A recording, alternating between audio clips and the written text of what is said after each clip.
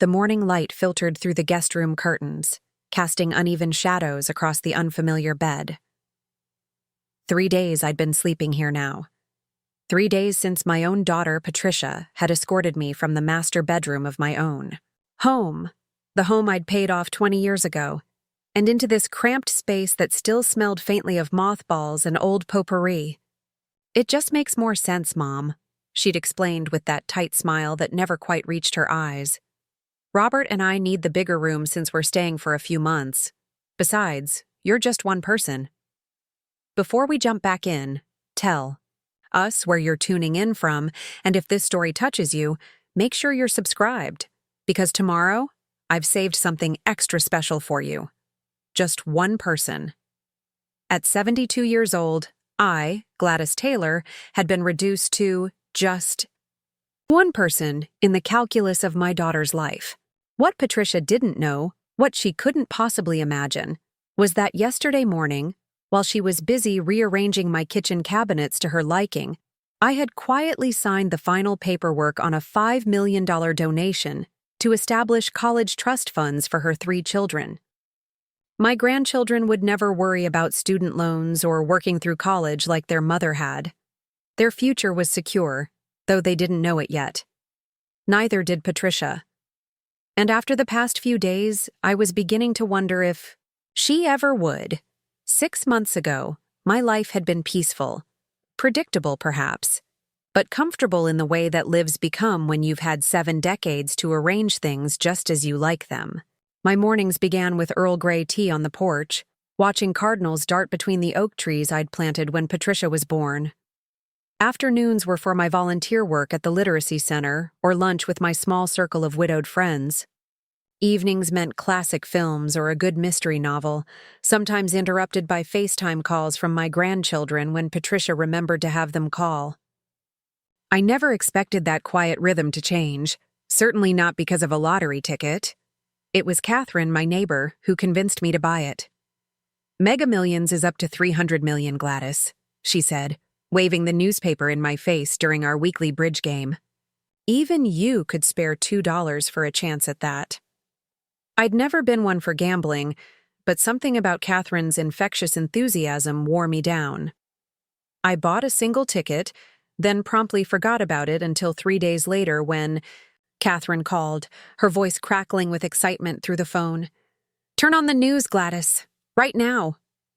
I shuffled to the television, still in my robe, half expecting to see a report about Catherine's grandson who'd recently made the state swimming championships. Instead, I saw numbers scrolling across the bottom of the screen. Familiar numbers. My birthday, Patricia's birthday, the year my Harold had passed away. I couldn't process what was happening, even as Catherine's voice grew more frantic. "Gladys, check your ticket." That night, as financial advisors and lawyers began calling, I sat at my kitchen table, hands wrapped around a cold cup of tea, and made a list. There would be no impulsive mansions or sports cars, no cruises around the world. I was too old for that kind of foolishness. After taxes, I would have approximately $168 million. It seemed an impossible sum for someone who had budgeted carefully, her entire adult life. I knew immediately what mattered most: my family's future. Patricia and Robert had struggled financially for years. He'd lost his position at the bank during the recession and had ping-ponged between jobs ever since. Patricia's teaching salary barely covered their mortgage, let alone the activities and needs of 3 growing children. They'd been forced to move to a smaller house in a less desirable school district. My grandchildren, Emma, Aiden, and little Sophia, deserved better opportunities than their parents could provide. I decided that night to set aside $5 million for my grandchildren's education.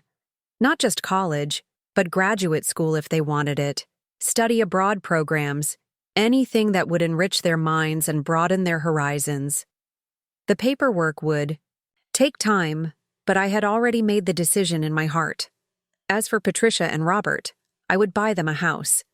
Nothing ostentatious, but something in a good neighborhood with excellent schools. Something they could be proud of. Something that would ease the constant financial pressure that had etched worry lines into my daughter's once carefree face.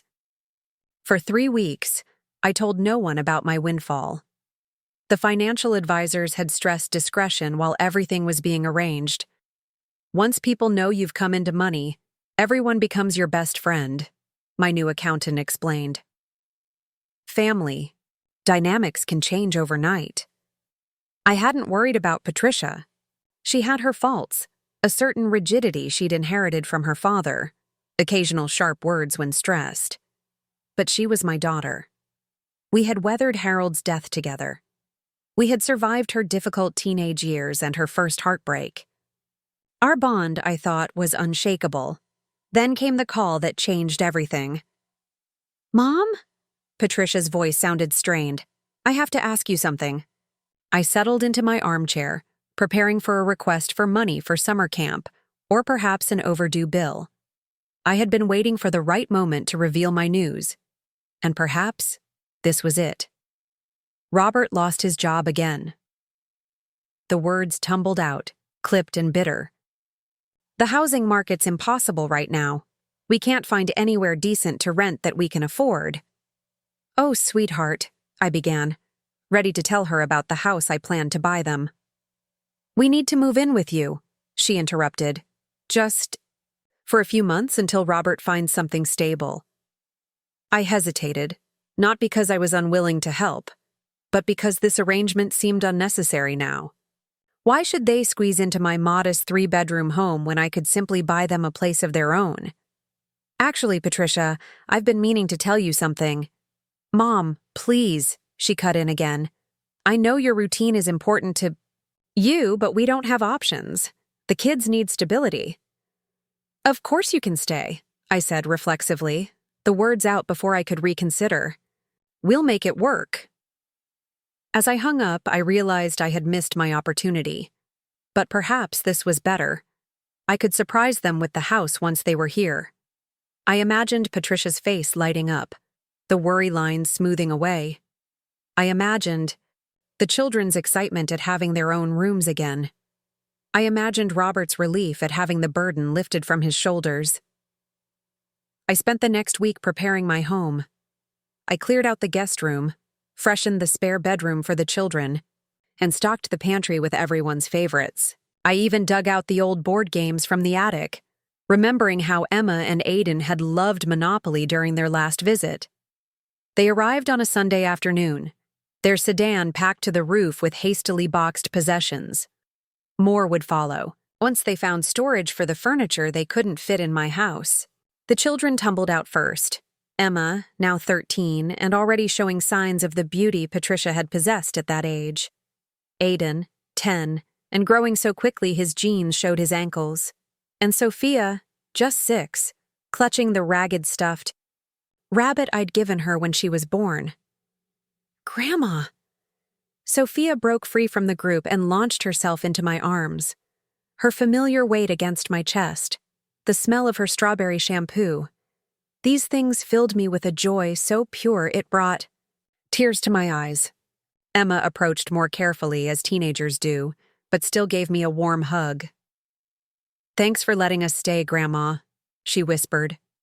Aiden was next, awkward but sincere in his embrace. "Did you make those chocolate chip cookies? The ones with the walnuts?" I laughed. "They're cooling on the rack right now." Patricia and Robert came last, their faces tight with stress and what I recognized as embarrassment. No parent wants to move their family into their mother-in-law's home. "Mom," Patricia kissed my cheek, her movements efficient. "We can't thank you enough." Robert shook my hand formally, as he always did, despite having been my son-in-law for 15 years. "We'll try not to disrupt your routine too much, Gladys." I waved away their concerns. "Family is never a disruption," I said, and I meant it. "Come inside, all of you. We'll have cookies and figure out the sleeping arrangements." It was Emma who asked the question as we gathered around my kitchen table. Preparing and narrating this story took us a lot of time, so if you are enjoying it, subscribe to our channel. It means a lot to us.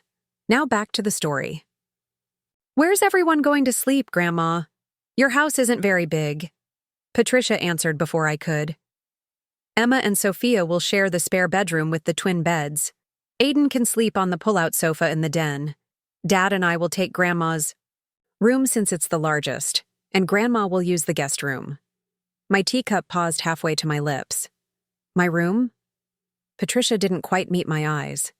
It makes the most sense, Mom. Robert and I need space for both of us, and your room has the ensuite bathroom. I've been sleeping in that room for 40 years, I said quietly. It's just temporary, Robert added, reaching for another cookie. Just until we get back on our feet. I looked around the table at my family. At Sophia's chocolate-smeared face, at Aiden's gangly limbs, at Emma's eyes darting uncomfortably between her parents and me. They needed stability. They needed support. Of course, I said finally. Whatever. Makes this easier for everyone. Patricia smiled, relief evident in her posture. Great. We'll help you move your things after dinner. That night, I lay awake in the guest room bed that had never quite broken in properly, listening to unfamiliar sounds. Robert's heavy footsteps in my bathroom, Patricia's voice murmuring behind my bedroom door. The guest room smelled wrong. The mattress hit my back in all the wrong places. The reading lamp cast shadows that made the room feel like a stranger's space. I reminded myself that this displacement was temporary, that soon I would reveal my secret, and everything would change. The college funds were nearly finalized. The house I had in mind for them was being prepared for viewing. In a matter of weeks, perhaps days, this uncomfortable arrangement would be behind us. What I didn't know then, what I couldn't have predicted, was how quickly things would unravel. I didn't know that by forcing me out of my own bedroom, Patricia had inadvertently set in motion a chain of events that would reveal truths about my family I had never wanted to face. I didn't know that my $5 million gift would soon feel like both a blessing and a curse. As I finally drifted off to sleep in that unfamiliar bed, I had no idea that the real shock was yet to come. Part 2. The Gradual Awakening. By the end of the first week, the tentative politeness had begun to fray around the edges. The first sign came when I reached for the coffee pot one morning to find it empty. "Oh, sorry," Patricia said, not looking up from her phone. Robert finished it. "I thought you drank tea in the mornings anyway." "I do," I replied, "but I like to have options." She made a non-committal sound, and I let it go. There would be adjustments, I told myself. 5 people sharing a space meant, for one elderly woman, of course there would be growing pains. The next morning, I discovered my bird feeders had been taken down. The birds wake up Sophia too early, Robert explained as he brushed past me on his way to another job interview. She needs her sleep, or she's cranky all day. I stood in my garden, staring at the empty hooks where my cardinal and finch feeders had hung for years. Those morning visitors had been my companions since Harold passed. My jaw tightened, but again, I reminded myself, temporary situation, bigger picture. By the second week, Patricia had rearranged my kitchen cabinets. "It's more efficient this way, Mom." Moved my favorite reading chair to make room for Aiden's gaming setup. He needs something to keep busy, and implemented a shower schedule that somehow always left me with the coldest water. It's just logical, Mom, since you don't have to rush off to work or school. Small changes, individually insignificant. But collectively, they erased the home I had carefully crafted over decades. I retreated more and more to the guest room, though it still felt alien to me. There, at least, my books remained on the shelves as I'd arranged them. My crocheting basket sat undisturbed in the corner. I began taking my meals there too, claiming that I preferred to watch my programs while eating. In truth, I couldn't bear to sit at my own dining table and listen to Patricia and Robert discuss me as if I weren't there. "Mom's always been set in her ways," Patricia would say, sighing. "Change is hard at her age." At least she has her routines to keep her occupied, Robert would reply. Nothing worse than an idle mind in retirement. They spoke about me as if my 7 decades of life experience had rendered me incapable of adaptation, rather than simply unwilling to have my entire existence rearranged without consultation. The children, at least, brought joy. Sophia would climb into my lap in the evenings, her small body warm against mine as I read her the same stories I had once read to Patricia. Emma, though increasingly absorbed in the dramas of early adolescence, still sought me out to discuss books or ask about family history for a school project. Aiden would enthusiastically explain his video games, patient with my clumsy attempts to understand this world that had never been part of my experience. They were the reason I endured the growing discomfort. They were the reason I continued to bite my tongue when Patricia made another offhand comment about my outdated decorating, or Robert helped himself to Harold's prized scotch without asking. 3 weeks into their stay, I received the call I had been waiting for. The paperwork for the grandchildren's college funds was complete. All I needed to do was sign the final documents at the lawyer's office. The trust would be established, and $5 million would be secured for their future education, regardless of whatever financial troubles might befall Patricia and Robert. I made the appointment for the following morning, a Tuesday, when Patricia would be substitute teaching and Robert had another interview. The children would be at school. It was perfect timing. That evening, as I prepared for bed, feeling more optimistic than I had in weeks, Patricia knocked on the guest room door. "Mom, do you have a minute?" I set aside my novel. "Of course." And she perched on the edge of the bed, smoothing the quilt with her palm. This quilt, too, had history. My mother had made it for my wedding day. Blue and white squares stitched together with love and hope for my future. "Robert has another interview. Tomorrow," she began. "It's promising, a management position at Crawford Financial." "That's wonderful," I said, genuinely pleased. Perhaps things were looking up already. "The thing is," she continued, "he needs to make the right impression. His suit is fine, but his watch is, well, it's not the kind of thing a manager would wear." I waited, already sensing where this was heading. "I remember Dad had that nice Rolex," she said, her eyes fixed on the quilt rather than my face. "The one his father gave him when he made partner at the firm. Robert is about Dad's size." The watch. Harold's watch, which he had worn every day of our married life. The watch I still kept on my dresser that was now in their room, because sometimes, on particularly lonely nights, I would hold it and imagine I could still hear it ticking against his wrist. "Your father wanted that watch to go to your son," I said quietly. It was the truth. Harold had specifically mentioned it in his will, though Aiden had been just a toddler then. Patricia's expression hardened, almost imperceptibly. "Aiden is 10, Mom. By the time he's old enough to appreciate it, watches will probably be obsolete. Robert could use it now, for something important." I thought of the $5 million I was about to secure for her children. I thought of the house I planned to buy for them, once I found the perfect one. I thought of how unnecessary this request would seem in just a few days' time. But I couldn't tell her that. Not yet. "I'll think about it," I said instead. Patricia stood, disappointment evident in the set of her shoulders. "The interview is at 9. He'll need it before then." After she left, I sat in the unfamiliar darkness of the guest room, Harold's face vivid in my memory. What would he do? He had always been better at setting boundaries with Patricia than I was.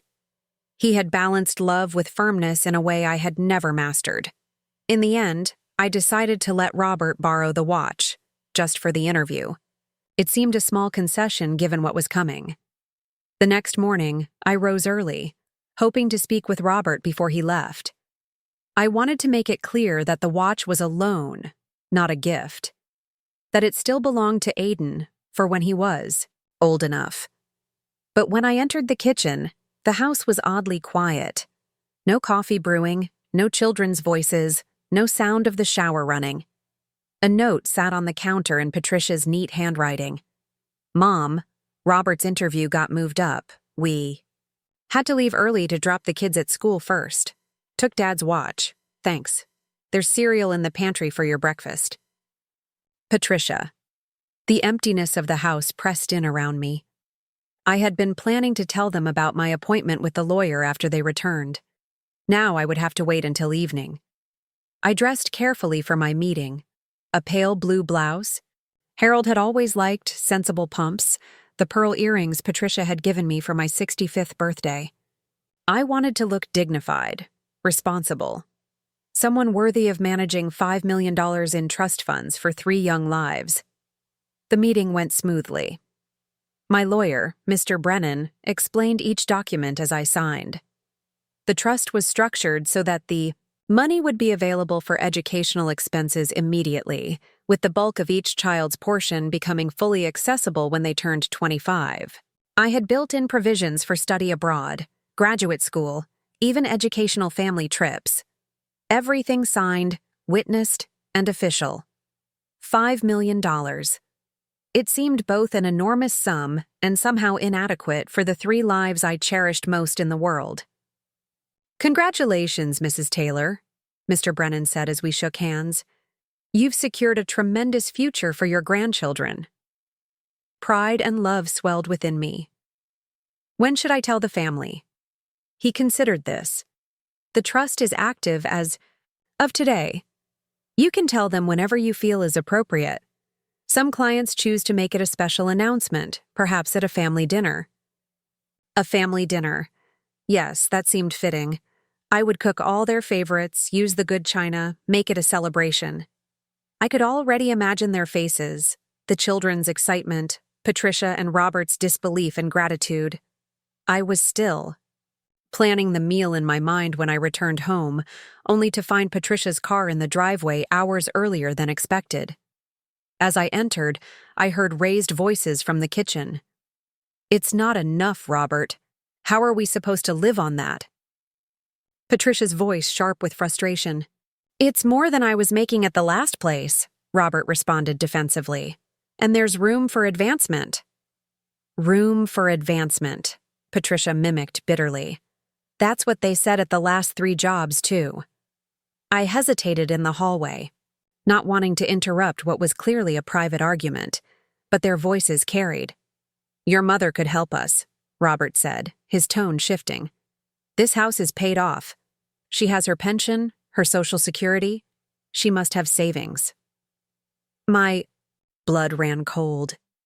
She's always been tight with money, Patricia replied. You know that. Dad left her comfortable but not wealthy. If only they knew, I thought. If only they could wait just a few more hours until dinner. We should talk to her about selling this place, Robert continued.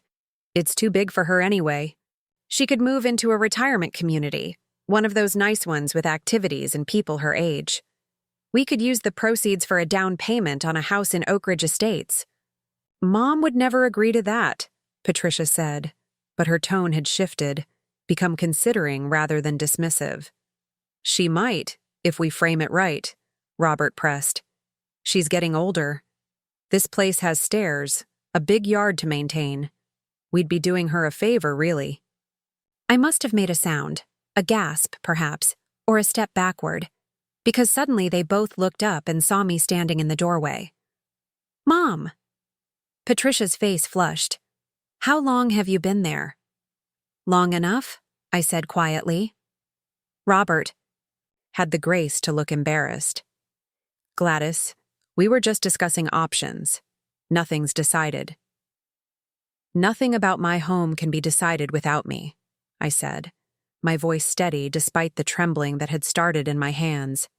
And I have no intention of selling it.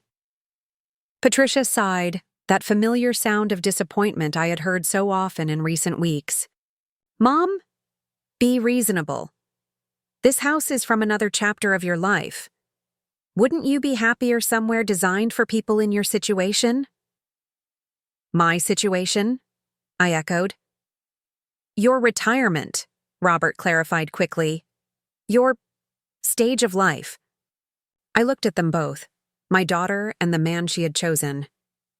They sat at my kitchen table, in my home, discussing the disposal of my life's largest asset as if I were already diminished, already fading. The $5 million I had just committed to their children's future suddenly felt like both too much and not enough. Too much, because in this moment I questioned whether Patricia and Robert were teaching their children the values I had hoped to see continued. Not enough, because $5 million couldn't buy whatever was missing in their lives that made them look at their mothers, their children's grandmothers, home as a financial opportunity rather than the heart of our family. I have something to tell you both, I began, setting down my purse. Something important. Patricia's phone buzzed, and she glanced at it. Can it wait, Mom? We need to pick up the kids. Sophia has dance class at 4. And just like that, my moment was gone again. The family dinner I had imagined evaporated. The expressions of joy and gratitude I had anticipated would have to wait for another day. Of course, I said automatically. We can talk later. As they gathered their things and headed for the door, Patricia paused. Oh, and Mom? Robert did great in the interview. That watch really made an impression. The hiring manager had the same model. I nodded, not trusting myself to speak. We thought since it worked so well, maybe Robert should hang on to it, just until he's settled in the new position. For good luck. Before I could respond, they were gone, the door closing behind them with a soft click that seemed to echo through the suddenly empty house.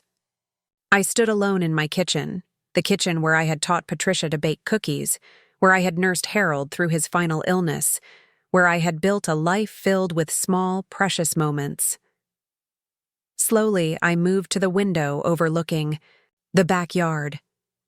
The oak trees I had planted when Patricia was born now towered over the property, their branches sheltering generations of birds. Soon those birds would migrate south for the winter, following ancient patterns that humans, with all our complications, could never fully comprehend. In that moment, standing in my altered home, I made a decision. The $5 million was secured for my grandchildren. Nothing could change that. But perhaps it was time to reconsider the rest of my plans, the house I had intended to buy for Patricia and Robert, the other gifts I had envisioned. Perhaps it was time to remember that I too was just one person, but a person who still had value, dignity, and the right to determine my own future.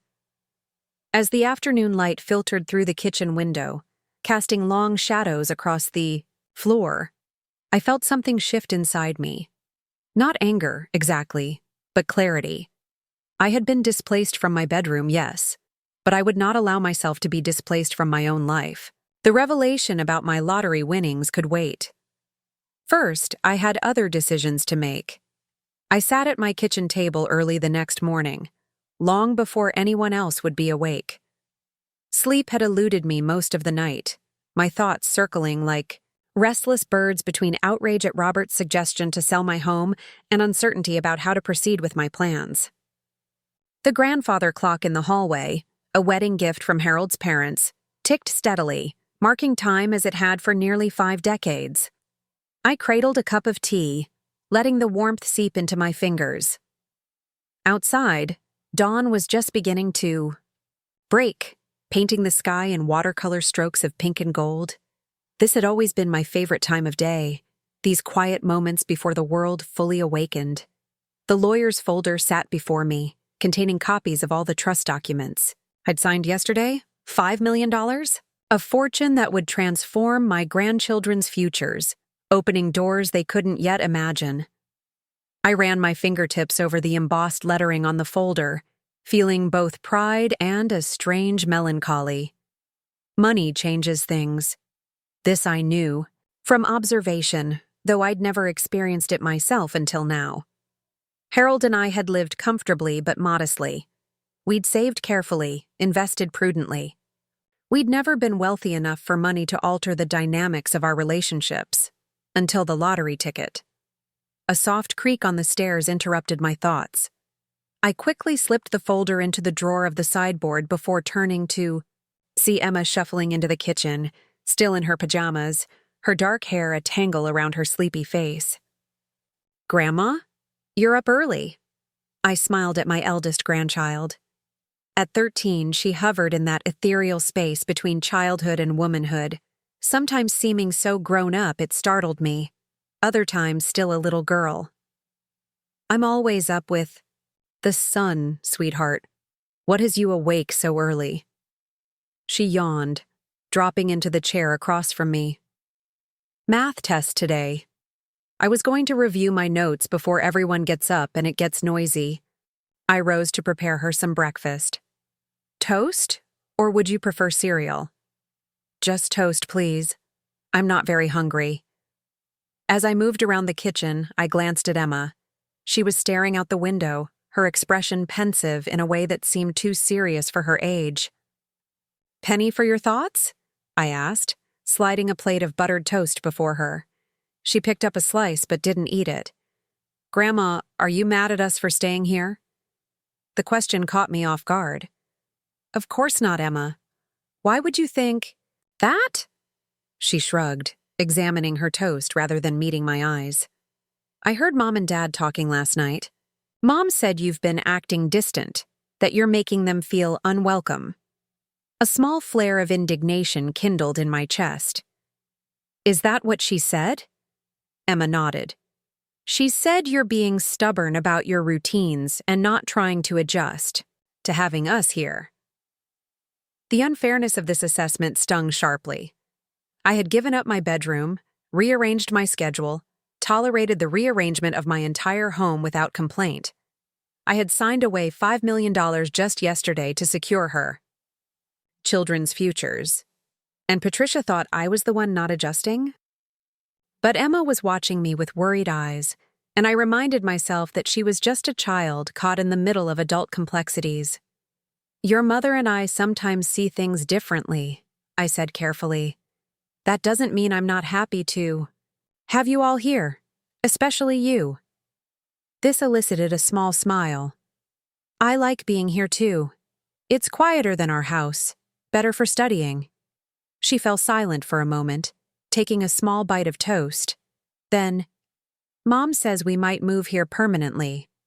My teacup froze halfway to my lips. "What do you mean, move here permanently?" Emma looked immediately regretful, as if she'd revealed a secret. "I wasn't supposed to say anything. Mom said they're still discussing it with you." "Discussing? What exactly?" I kept my voice gentle, not wanting to alarm her. "Selling our house and yours, and buying something bigger where we could all live together." She traced patterns in the condensation on her water glass. "Mom says it would be better for everyone. You wouldn't have to live alone and they could help take care of you as you get older." As you get older. The phrase echoed in my mind, a seemingly innocuous observation that nonetheless reduced me to a future burden, a problem to be managed. "I see," was all I could manage to say. "Are you upset? You look upset." Emma's brow furrowed with concern. I reached across the table to squeeze her hand. "No, sweetheart. Just surprised. Your mother hadn't mentioned this plan to me yet." "Please, don't tell her I told you," Emma pleaded. "She gets mad when I repeat things I overhear." "It'll be our secret," I assured her, though inwardly I was reeling. Not only had Patricia and Robert discussed selling my home behind my back, they'd apparently progressed to making concrete plans that involved my future without any consultation with me. The rest of the morning unfolded in its new routine. Patricia emerged at 7, already dressed for her substitute teaching assignment, barking instructions at the younger children to hurry with their breakfast.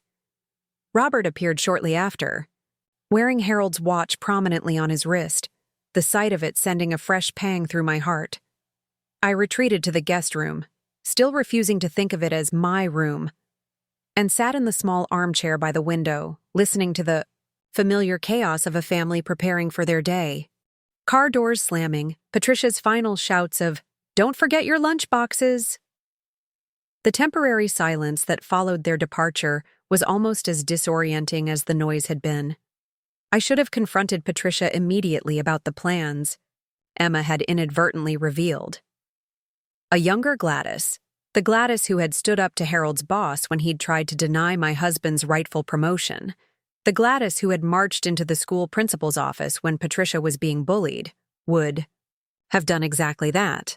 But age does strange things to courage. Or perhaps it wasn't age at all, but the gradual erosion of certainty that comes from having your perceptions questioned, your needs minimized, your very placement in your own home altered.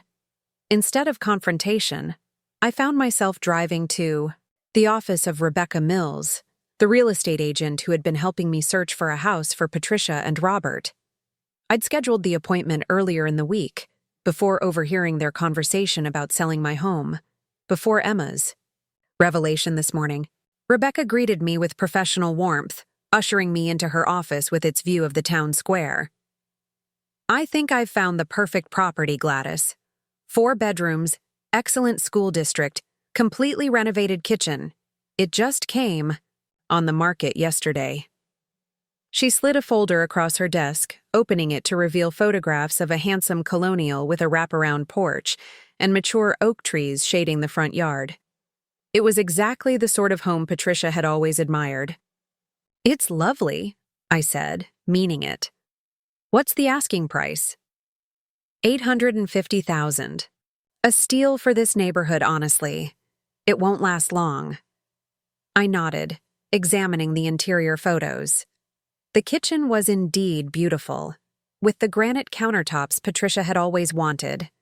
The master bathroom featured a soaking tub I knew she would love.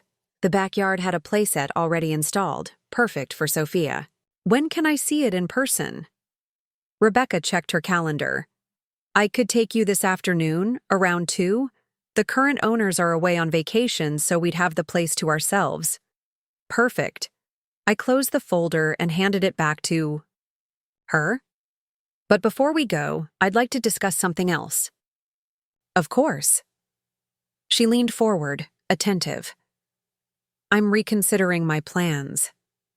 The words felt strange in my mouth, a formal declaration of something that had been crystallizing since yesterday. "I still want to purchase a home, but not necessarily for my daughter and her family." Rebecca's expression remained professionally neutral, though I detected a flicker of curiosity. "You're thinking of moving yourself?" "Possibly." I hadn't fully formed the thought until this moment, but as the word left my mouth, it felt right. "I'd like to see other properties as well.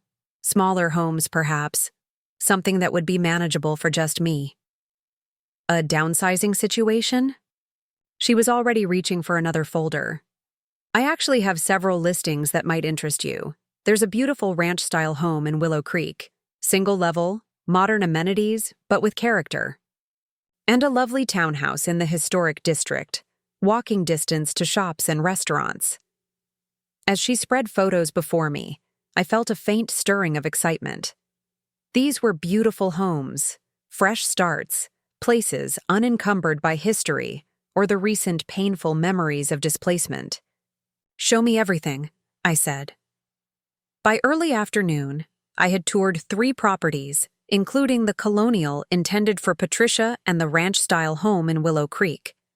The colonial was indeed perfect for a family of 5. Spacious without being ostentatious, well-maintained, in a neighborhood filled with children. But it was the ranch house that captured my imagination. Single-level living, with wide doorways and a step-in shower that would accommodate aging knees. A small, manageable garden. A sunroom lined with windows where I could watch birds at feeders that no one would take down. Most importantly, it was mine. A vision of a future I hadn't considered until now. One where I reshuffled my priorities rather than sacrificing them entirely for others. As Rebecca and I stood in the kitchen of the ranch house, which needed updating but had good bones, my phone rang. Patricia's name flashed on the screen. "Excuse me," I said to Rebecca, stepping onto the back patio to take the call. "Mom, where are you?" Patricia's voice held an edge of irritation. "I've been calling the house for an hour." "I'm out running errands," I replied, deliberately vague.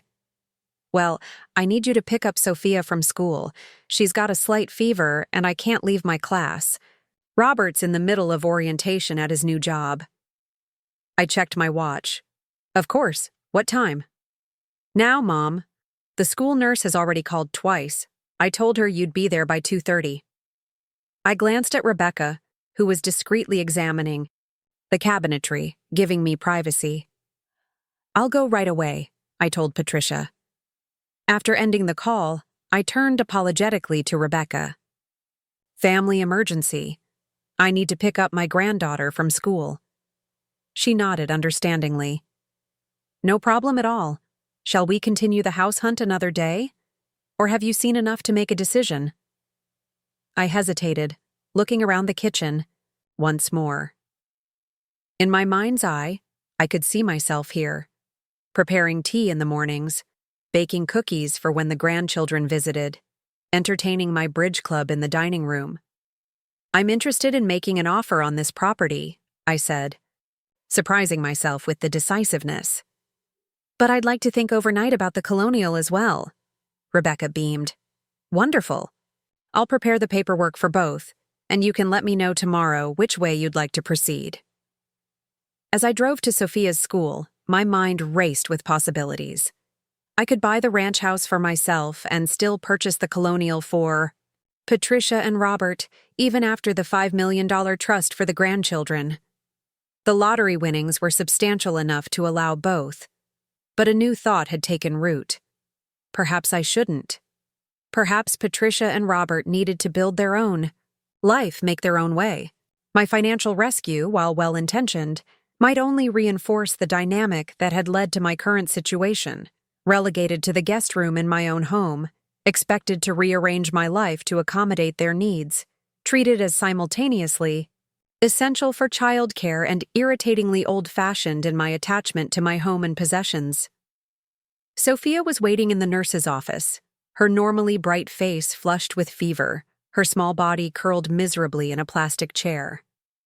"Grandma," she whimpered as I entered, arms outstretched. I gathered her against me, feeling her forehead. "Oh, sweetheart, let's get you home and comfortable." The school nurse handed me a clipboard to sign.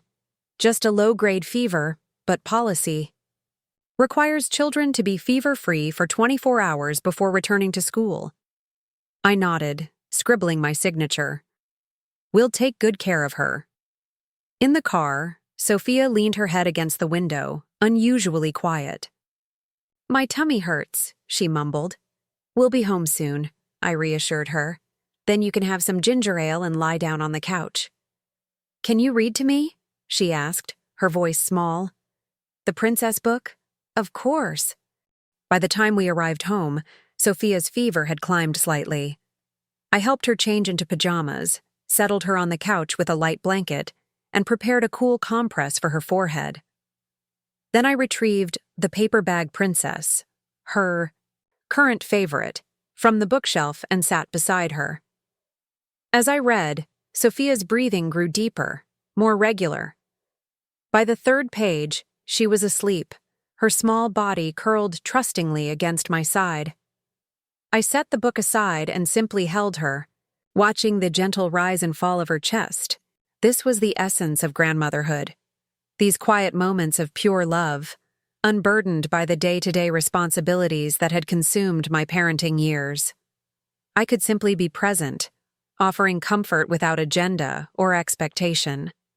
Looking down at Sophia's sleeping face, I felt a wave of clarity wash over me. The $5 million trust fund was right and proper, an investment in these precious children's futures, no matter what transpired between their parents and me. But the rest, the house for Patricia and Robert, the other gifts I'd planned, those deserved reconsideration. I must have dozed off myself, because the next thing I knew, the front door was opening, and Patricia was hurrying into the living room. "How is she?" she asked without preamble. "Sleeping now," I replied softly. "Fever's not too high. Around 100. 3 last I checked. Patricia set down her teacher's bag and perched on the coffee table, studying her daughter's face. The worry in her expression reminded me suddenly, viscerally, of how much I loved this woman who had emerged from my own body 42 years ago. Despite the tensions, despite her recent treatment of me, she was still my child, and I would never stop loving her. "Thank you for picking her up," she said without looking at me. I couldn't get away. "Of course." A moment of silence stretched between us, filled only by Sophia's soft breathing. "Where were you earlier?" Patricia asked. When I called, "The house?" I hesitated, looking at real estate. This caught her attention. She looked up sharply. "Real estate? What for?" The moment had come sooner than I'd anticipated. I carefully extracted myself from under Sophia, adjusting a pillow beneath her head. "Let's talk in the kitchen," I suggested, "so we don't wake her." Patricia followed me, confusion evident in her furrowed brow. I put on the kettle, some conversations require tea, and faced my daughter across the island counter. "I've been thinking about our living situation," I began. Her expression brightened immediately. "Oh, Robert and I have been wanting to talk to you about that too. We have some ideas." "I'm sure you do," I interrupted gently. "Emma mentioned them this morning." Patricia's face fell. Emma should know better than to repeat adult conversations. "She's perceptive, Patricia, and concerned. She thought I was upset about your staying here. Are you?" Her tone held a challenge. I chose my words carefully. "I'm not upset about having family close. I love seeing the children every day, but I am troubled by how this arrangement has unfolded." Patricia crossed her arms defensively. "What does that mean?" The kettle whistled, giving me a moment to compose my thoughts as I prepared 2 cups of Earl Grey. Milk, no sugar for Patricia, just as she'd always taken it. "It means," I continued, sliding her cup across the counter, "that I've felt increasingly sidelined in my own home. Moved out of my bedroom, my routines disrupted, my possessions rearranged or removed without consultation." Patricia rolled her eyes, a gesture so reminiscent of her teenage self that it momentarily took my breath away. "Mom, you're being dramatic. We've just been trying to make this work for everyone." "Have you? Or have you been prioritizing your family's comfort over mine?" Her cheeks flushed. "That's not fair. We're grateful you've taken us in. But you have to understand, we're in crisis. Robert lost his job. We have 3 children to consider." "I do understand that." I wrapped my hands around my teacup, drawing strength from its warmth. "Which is why I've been looking at houses to buy for you." This stopped her cold. "Houses? To buy for us?" "Yes." I took a sip of tea, gathering courage. "But I've also been looking at houses for myself." Patricia set down her cup with a sharp clink. "For yourself? You're thinking of moving? But this is your home, where you and Dad—" "Yes, it is my home," I said firmly. "Which is why it hurts so deeply to overhear you and Robert discussing selling it without even consulting me.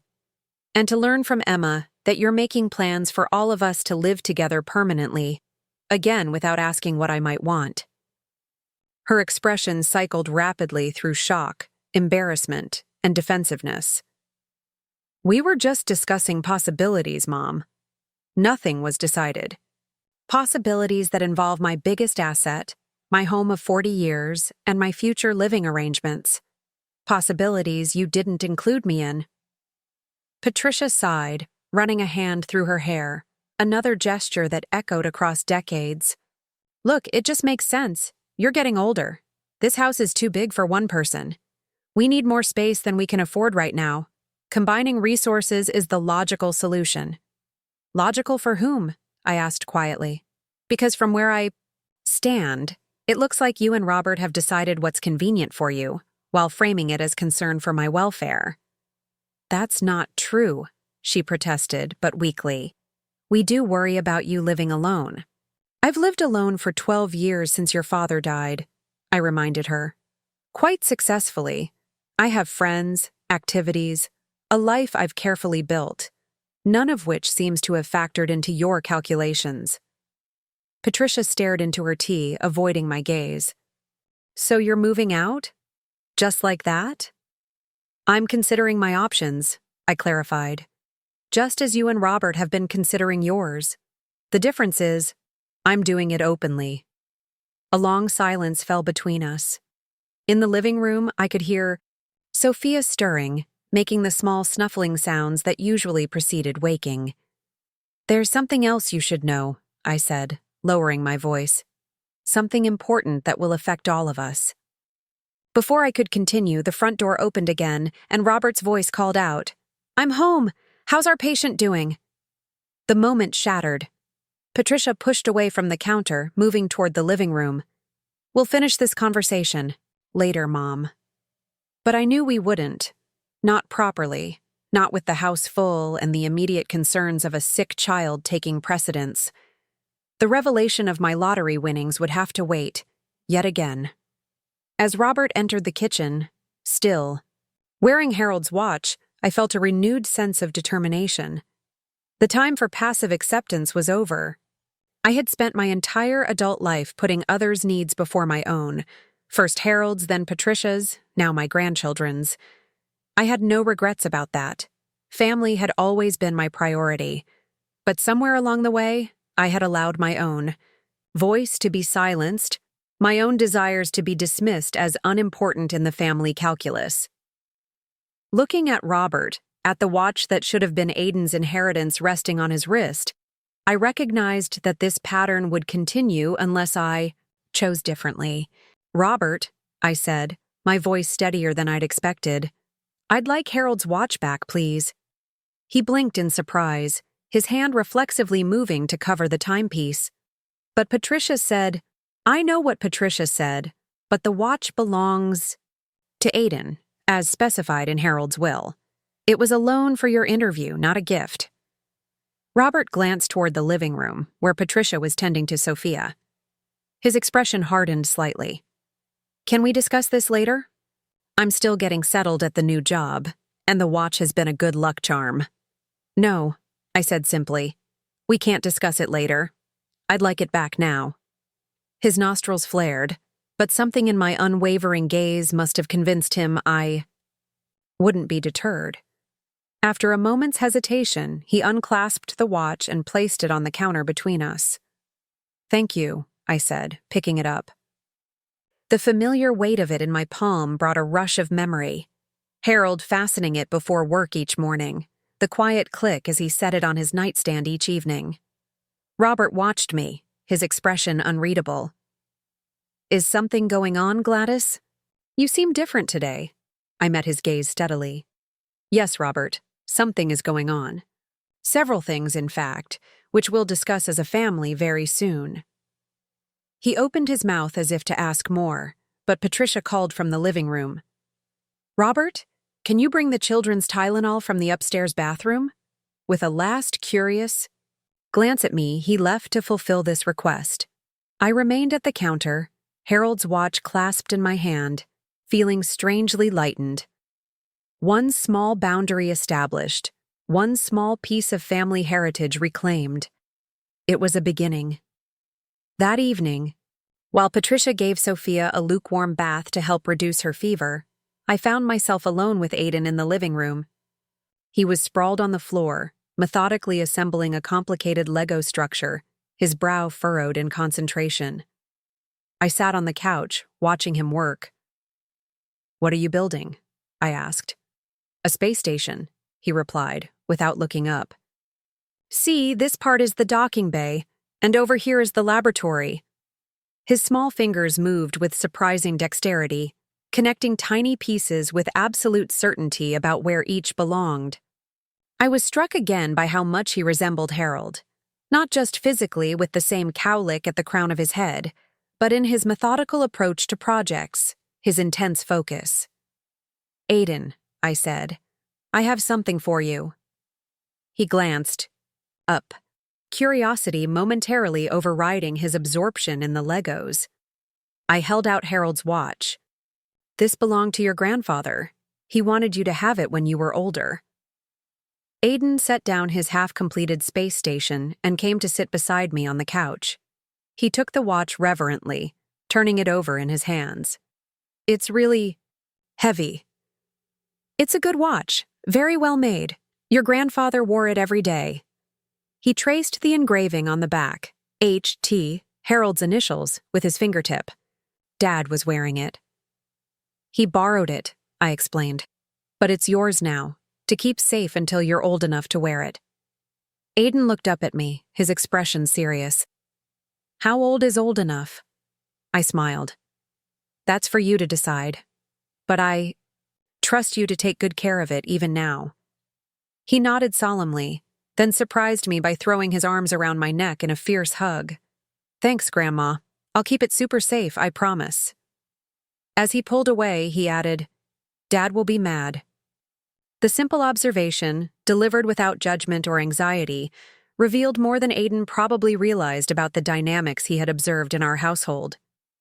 "Your father can be mad if he chooses to be," I said carefully. "But the watch belongs to you.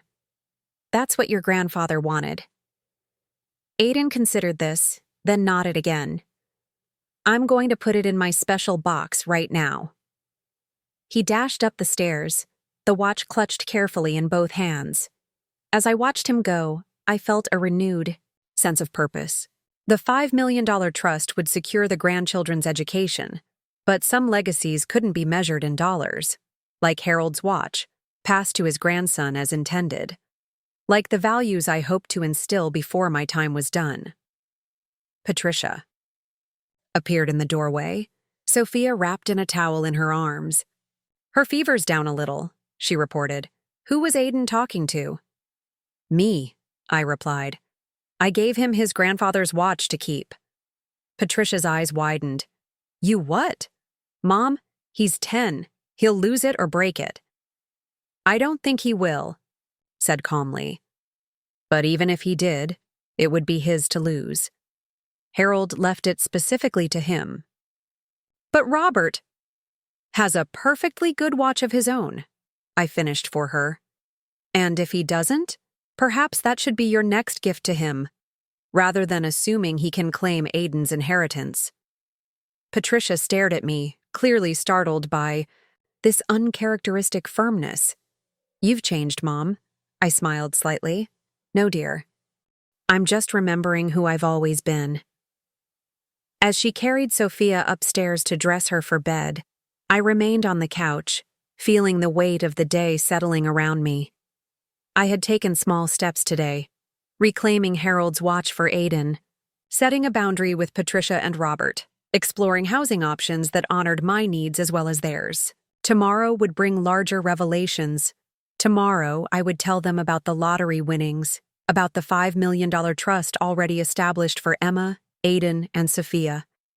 Tomorrow, we would begin to negotiate a new understanding of our family dynamics, one that respected my autonomy while still embracing our interconnectedness. But tonight, in this quiet moment as twilight gathered outside the windows of the home I had shared with Harold, I allowed myself to imagine new possibilities. A fresh start in the ranch house, perhaps, with its sunroom and single-level living. Regular visits from the grandchildren, but on terms that preserved my independence. Financial support for Patricia and Robert that enabled rather than entitled. The road ahead wouldn't be easy. Decades of established patterns don't change overnight. But as I rose to prepare for bed, in the guest room that still didn't feel like mine, I carried with me a spark of determination that had long lain dormant. At 72, Gladys Taylor was reclaiming her voice, and tomorrow, everyone would hear it. Morning arrived with the soft patter of rain against the guest room window. I lay awake, watching water droplets race down the glass, mentally rehearsing what I would say to Patricia and Robert today. The revelation of my lottery winnings, and the decisions I'd already made regarding them, would fundamentally alter our family dynamics. There was no gentle way to deliver such news. I rose early, drawn by the familiar comfort of my morning ritual. Tea first, always Earl Grey, steeped precisely 4 minutes in the blue ceramic pot Harold had given me for our 30th anniversary. Then toast with a thin layer of marmalade, eaten while watching the birds at the feeders. Except the feeders were still gone, taken down for Sophia's benefit. Another small loss in a growing inventory. Today would be different, I reminded myself. Today I would reclaim not just physical objects, but my position in this household, not as a convenient resource to be managed, but as a woman with her own desires, boundaries, and plans. The kitchen was mercifully empty at 5:30. I prepared my tea, smiling slightly at the small act of defiance in retrieving my favorite cup from the high shelf where Patricia had relocated it.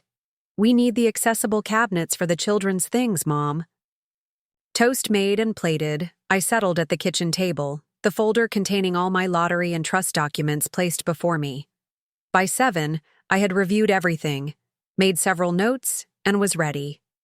Patricia always came down first, followed by Robert, then the children in descending order of age. The predictability of their morning routine would serve me well today. At 7:15, Patricia appeared, already dressed in a navy pencil skirt and cream blouse, her hair pulled back in a neat ponytail. She did a slight double-take at seeing me fully dressed and waiting at the table. "You're up early," she observed, moving toward the coffee maker. "I need to speak with you and Robert before the children come down," I said. "It's important." She frowned, glancing at her watch. "We're on a tight schedule, Mom. Robert has an early meeting, and I promised to cover first period for Diane." "This won't wait, Patricia." Something in my tone must have conveyed the gravity of the situation, because she paused, coffee pot in hand. "Is everything all right? Are you feeling ill?" "I'm perfectly fine," I assured her. "But what I have to tell you requires both you and Robert. Please ask him to join us before he showers." Patricia hesitated, then set down the coffee pot and disappeared, upstairs. I heard murmured voices, then footsteps, 2 sets, descending. Robert appeared in flannel pajama bottoms and a faded t-shirt, his hair disheveled from sleep, Patricia behind him looking increasingly concerned. "What's going on, Gladys?" Robert asked, smothering a yawn. "Patricia says it's urgent." "Please, sit down." I gestured to the chairs across from me. They exchanged a glance before complying, Patricia perching on the edge of her seat, Robert slouching into his. I folded my hands atop the folder, gathering my thoughts.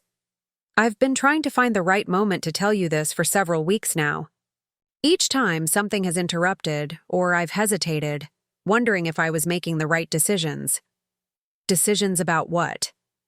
Patricia leaned forward, her expression tightening with worry. I took a deep breath. 6 weeks ago, I won the lottery. A beat of silence followed, broken by Robert's short, incredulous laugh. "Is this a joke?" "No," I said evenly. "I won $168 million after taxes."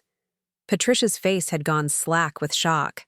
That's not possible. You never play the lottery." "Catherine convinced me to buy a ticket. Just one. I used your birthday, actually," I said to Patricia. "And the year your father died." Robert had straightened in his chair, fully awake now. "You're serious?" It wasn't a question. Entirely serious. I opened the folder, removing the official documentation from the Lottery Commission. "Here's the verification, if you need it." Patricia reached for the papers with trembling hands. "Why didn't you tell us right away? We've been struggling. And all this time you've had—" She broke off, scanning the documents, her eyes widening as she confirmed the amount. "I intended to tell you," I explained. "In fact, I was planning a surprise. I had started looking at houses to buy for you, Robert and the children." "A house?" Robert echoed, his voice oddly strained. "You were going to buy us a house?"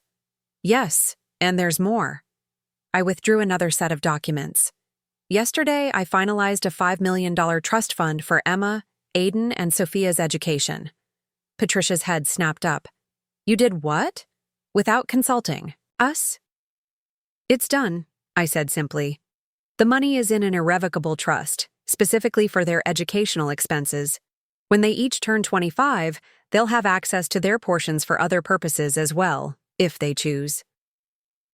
Robert was shaking his head slowly, a strange mixture of disbelief and calculation crossing his features. But that still leaves over 160 million. 163 million to be precise, I confirmed. Mom? Patricia's voice had taken on a brittle quality.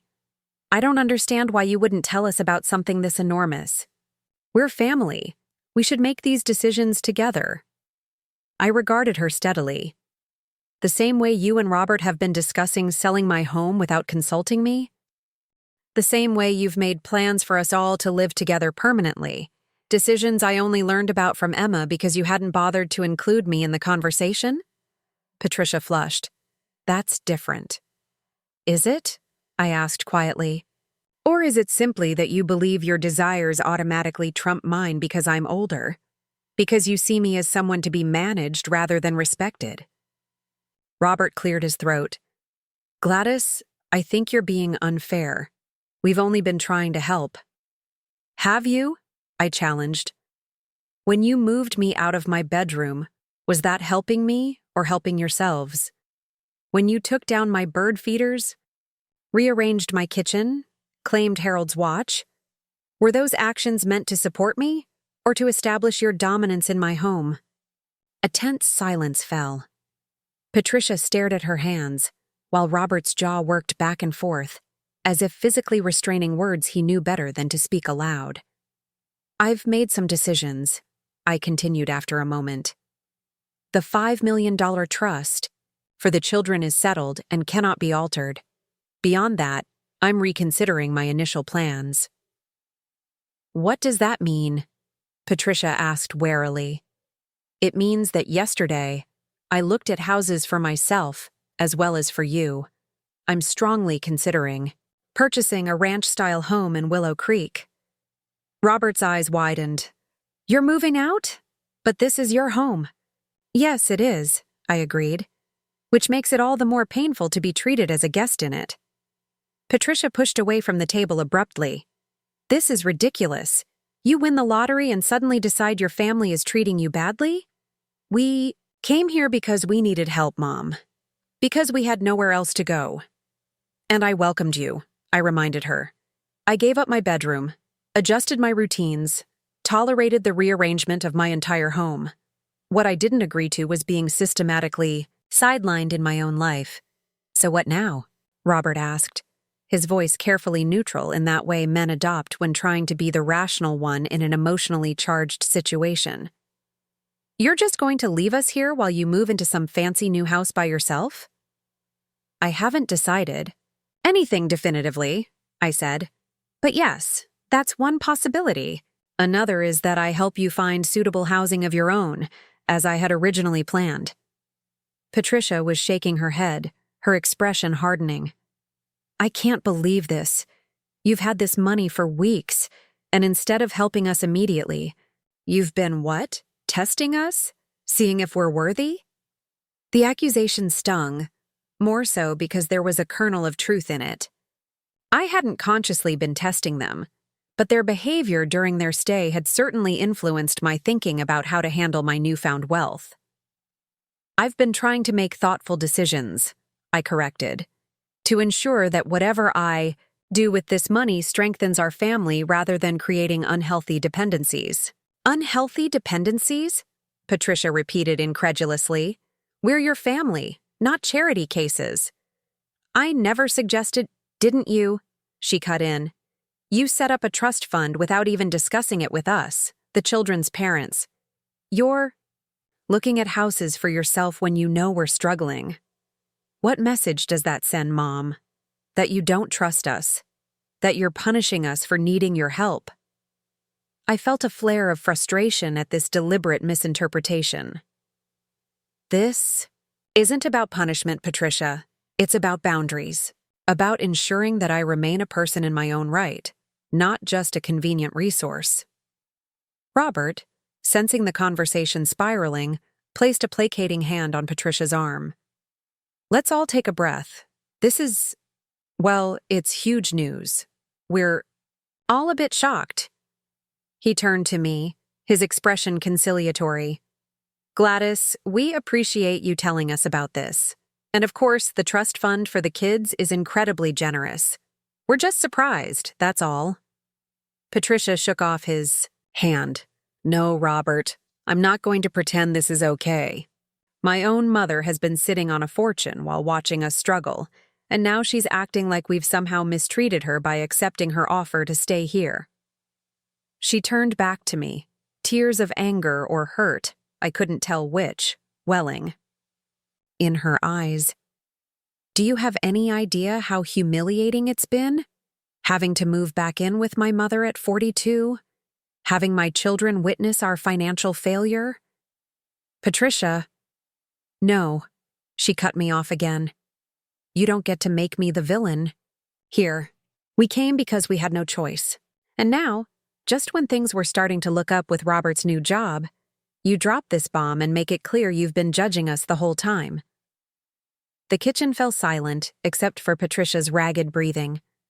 Above us, I could hear movement, the children stirring, the routine of another day beginning, oblivious to the seismic shift occurring downstairs. I'm not judging you, I said finally, keeping my voice low and even. I'm trying to find a balance between supporting you and maintaining my own autonomy. Surely you can understand that. Robert nodded slowly. I think we all need time to process this. It's a lot to take in. He glanced at his watch. And I really do need to get ready for my meeting. Can we continue this conversation tonight? Before I could answer, footsteps thundered on the stairs, and Aiden burst into the kitchen, still in his pajamas, clutching Harold's watch in one hand. Dad, Grandma gave me Grandpa's watch. She said it's mine to keep. His face shone with excitement, completely unaware of the tension crackling in the room. Robert shot me a look that mingled irritation with resignation. That's great, buddy. We'll talk about it later, okay? I need to get ready for work. Aiden's smile faltered at his father's lack of enthusiasm. He looked uncertainly between the three adults, his young face registering the strained atmosphere. Is something wrong? He asked. Patricia forced a bright smile. Nothing's wrong, sweetie. Grown-up stuff. Is Emma up yet? Could you go check on her and Sophia? We need to get moving if everyone's going to be on time today. Aiden hesitated, clearly unconvinced by this sudden shift in tone, but nodded and retreated upstairs, still clutching the watch. As soon as he was gone, Patricia leveled a look at me. We'll finish this discussion tonight. All of it, including the watch situation. There is no watch situation, I replied. It belongs to Aiden, as stipulated in Harold's will. That matter, at least, is settled. Robert made a sound somewhere between a sigh and a grunt, then followed Aiden upstairs. Patricia remained, her arms crossed tightly over her chest. You've changed, Mom, she said, her voice low and tight. Or maybe I never really knew you. The words were meant to wound, and they did. But beneath the pain, I recognized the desperation of someone seeing carefully laid plans crumbling. Patricia had established a narrative in which moving into my home was merely a practical solution to a temporary problem. My revelation threatened that narrative, suggesting other possibilities that required her to reimagine her future and her relationship with me. I've always been this person, I told her. You just never had to see it before. She turned away, without responding, busying herself with breakfast preparations as Emma appeared in the doorway, sleep still clouding her eyes. The morning proceeded with a brittle normalcy, everyone performing their usual routines with mechanical efficiency. Patricia left for her substitute teaching assignment without meeting my eyes. Robert departed for his new job, his farewell a curt nod in my direction. The children, sensing the undercurrents but unable to decipher them, were subdued, glancing between the adults with wary eyes. Once the house emptied, I sat alone at the kitchen table, surrounded by the detritus of a family breakfast. Half-empty cereal bowls, toast crusts, a spill of orange juice not quite contained by a hastily placed paper towel. The silence felt heavy, pregnant with the aftershocks of my revelation. I had imagined this moment differently. Joyful surprise, grateful embraces, a family united in celebration of unexpected good fortune. Instead, I had unintentionally exposed fault lines in our relationships, tensions that had been building long before the lottery ticket, long before Patricia and Robert moved into my home. My phone rang, startling me from my reverie. Rebecca. Mills, the real estate agent. Good morning, Gladys. I hope I'm not calling too early. Not at all, I assured her, grateful for the distraction. I've been up for hours. Wonderful. I wanted to let you know that the sellers of the ranch house in Willow Creek received another offer last night. If you're seriously interested, we should move quickly. I glanced around my kitchen, the kitchen where I had taught Patricia to bake cookies, where Harold and I had shared countless quiet evenings, where my grandchildren now ate their breakfast. The thought of leaving it created a hollow ache in my chest, but staying after this morning's conversation seemed equally painful. I'd like to make an offer, I heard myself say, the full asking price. Rebecca's surprise was evident even through the phone. The full asking? That's very generous, Gladys. Are you sure you don't want to start a bit lower? There's usually room for negotiation. I'm sure, I said firmly. And I'd like to move forward with the colonial for Patricia and Robert as well. Again, full asking price, contingent on their acceptance, of course. A brief silence followed. That's extremely generous. May I ask what prompted this decision? I smiled ruefully, though she couldn't see it. Let's just say I'm in a position to be generous, and life is too short for prolonged negotiations. After ending the call, I made my way to the guest room. No, my room now, at least for the time being, and began methodically sorting through my belongings.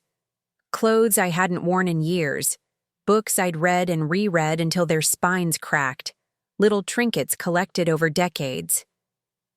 What would I take to the new house if the offer was accepted? What would I leave behind? The sorting was therapeutic, each decision a small reclaiming of agency. This blouse, worn on my last anniversary with Harold, keep. These costume jewelry pieces I'd bought during the brief period I'd experimented with a more flamboyant style, donate. Photo albums, of course, keep. Kitchen gadgets rarely used, leave for Patricia. By midday, I had filled 2 boxes with items to take with me and created a substantial pile for donation. The physical labor left me tired but clear-headed. I sat on the edge of the bed, surveying my progress with satisfaction. A soft knock at the door interrupted my contemplation. I turned to find Emma standing in the doorway, school backpack still, slung over one shoulder. "Grandma? What are you doing?"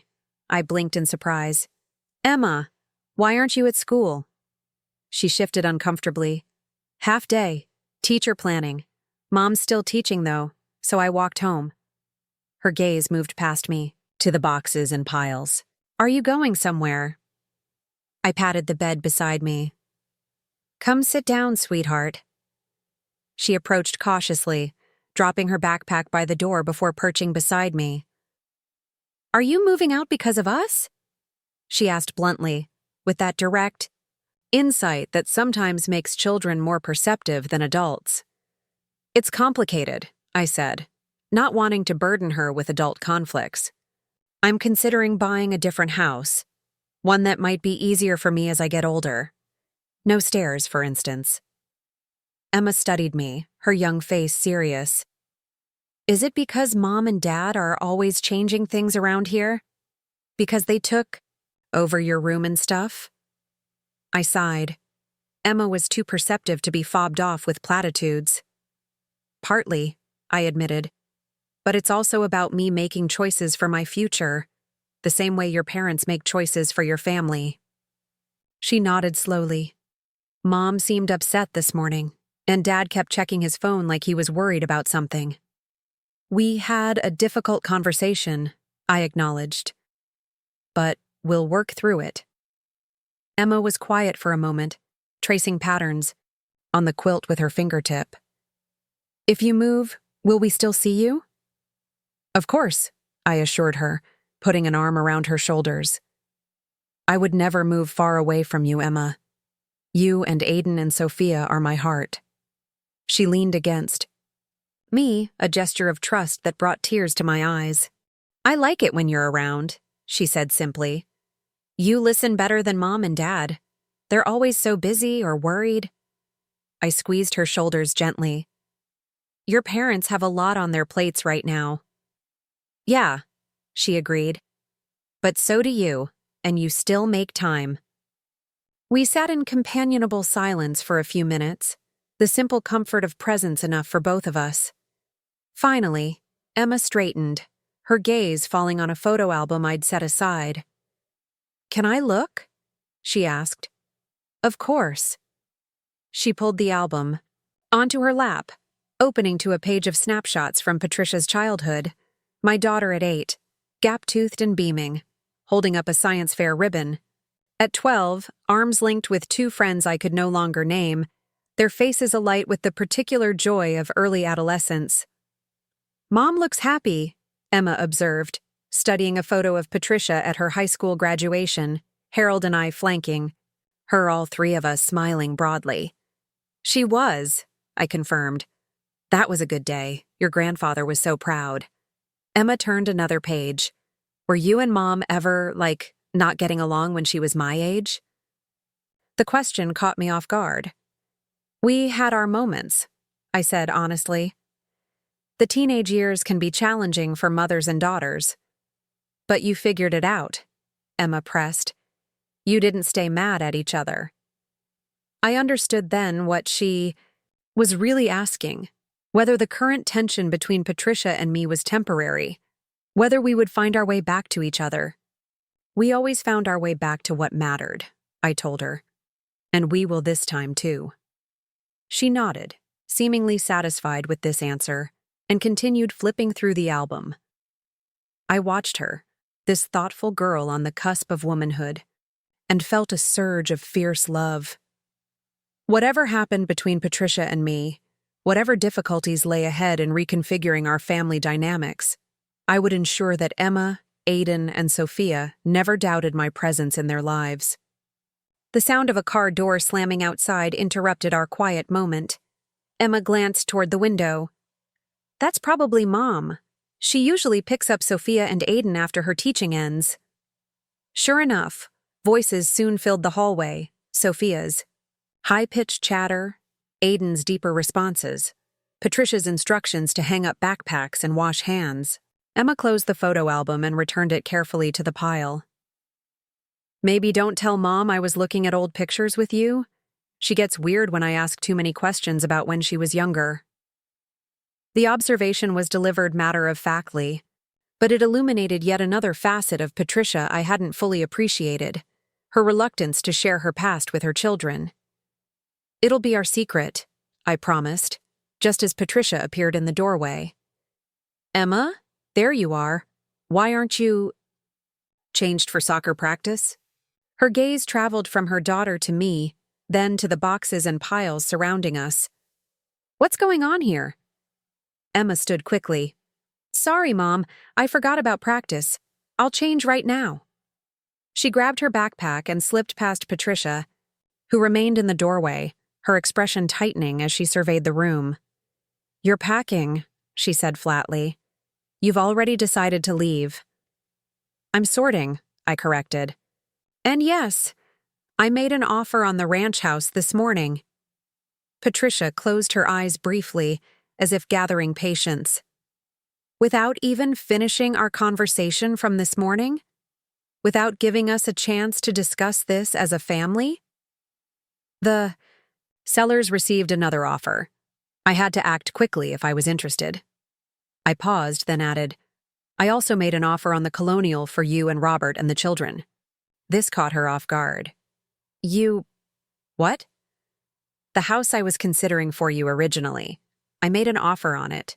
Contingent on your approval, of course. It's a beautiful home, Patricia. 4 bedrooms, excellent school district, completely. Renovated kitchen with the granite countertops you've always wanted. She stared at me, her expression cycling through too many emotions to name. So that's it? You win the lottery, decide we've been terrible to you, and your solution is to buy us off and move away? The accusation landed like a slap. That's not at all what I'm doing, I said, my own temper finally fraying. I'm trying to create a situation where everyone can have what they need. You and Robert, a stable home of your own. The children, educational security for their future. And me, a space where I'm respected rather than tolerated. Respected rather than tolerated, Patricia repeated bitterly. Is that really how you see it? Because from where I stand, we've been nothing but grateful for your help. Grateful? I echoed incredulously. You moved me out of my bedroom, Patricia. You took down my bird feeders. You rearranged my kitchen without asking. You and Robert discussed selling my home behind my back. At what point in all of that were you showing gratitude? She flinched, but recovered quickly. We were trying to make this arrangement work for everyone. Maybe we didn't handle everything perfectly, but we were under enormous stress. And now that stress can be alleviated, I pointed out, you can have a home of your own again, with no mortgage to worry about. The children's education is secured. Isn't that what matters? Patricia crossed her arms tightly. What matters is that my mother, who I thought I could count on, is now using her money to create distance between us rather than bringing us closer together. The fundamental misunderstanding in her words left me momentarily speechless. How could she not see that the current arrangement, with me relegated to the guest room and my preferences ignored, was what had created distance between us? That financial security, with appropriate boundaries, was the surest path to preserving our relationship. Before I could formulate a response, Sophia appeared behind Patricia, tugging at her shirt. Mommy, I'm hungry. Can I have a snack? Patricia's posture softened immediately as she turned to her youngest. Of course, sweetie. Let's go find something in the kitchen. She gave me one last look, a mixture of hurt and anger in her eyes, before leading Sophia away. I remained seated on the bed, surrounded by the physical evidence of my sorting, the keep pile, the donate pile, the unsettled middle ground of items I hadn't yet categorized. It struck me as an apt metaphor for my current situation. Some decisions clear and firm, others still in flux, waiting to be resolved.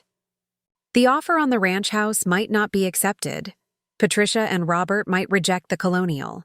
The revelation of my lottery winnings had simultaneously clarified some aspects of our relationship and complicated others.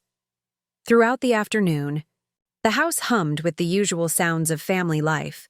Emma getting ready for soccer practice, Aiden playing video games, Sophia chattering as Patricia prepared an early dinner before Robert returned from work.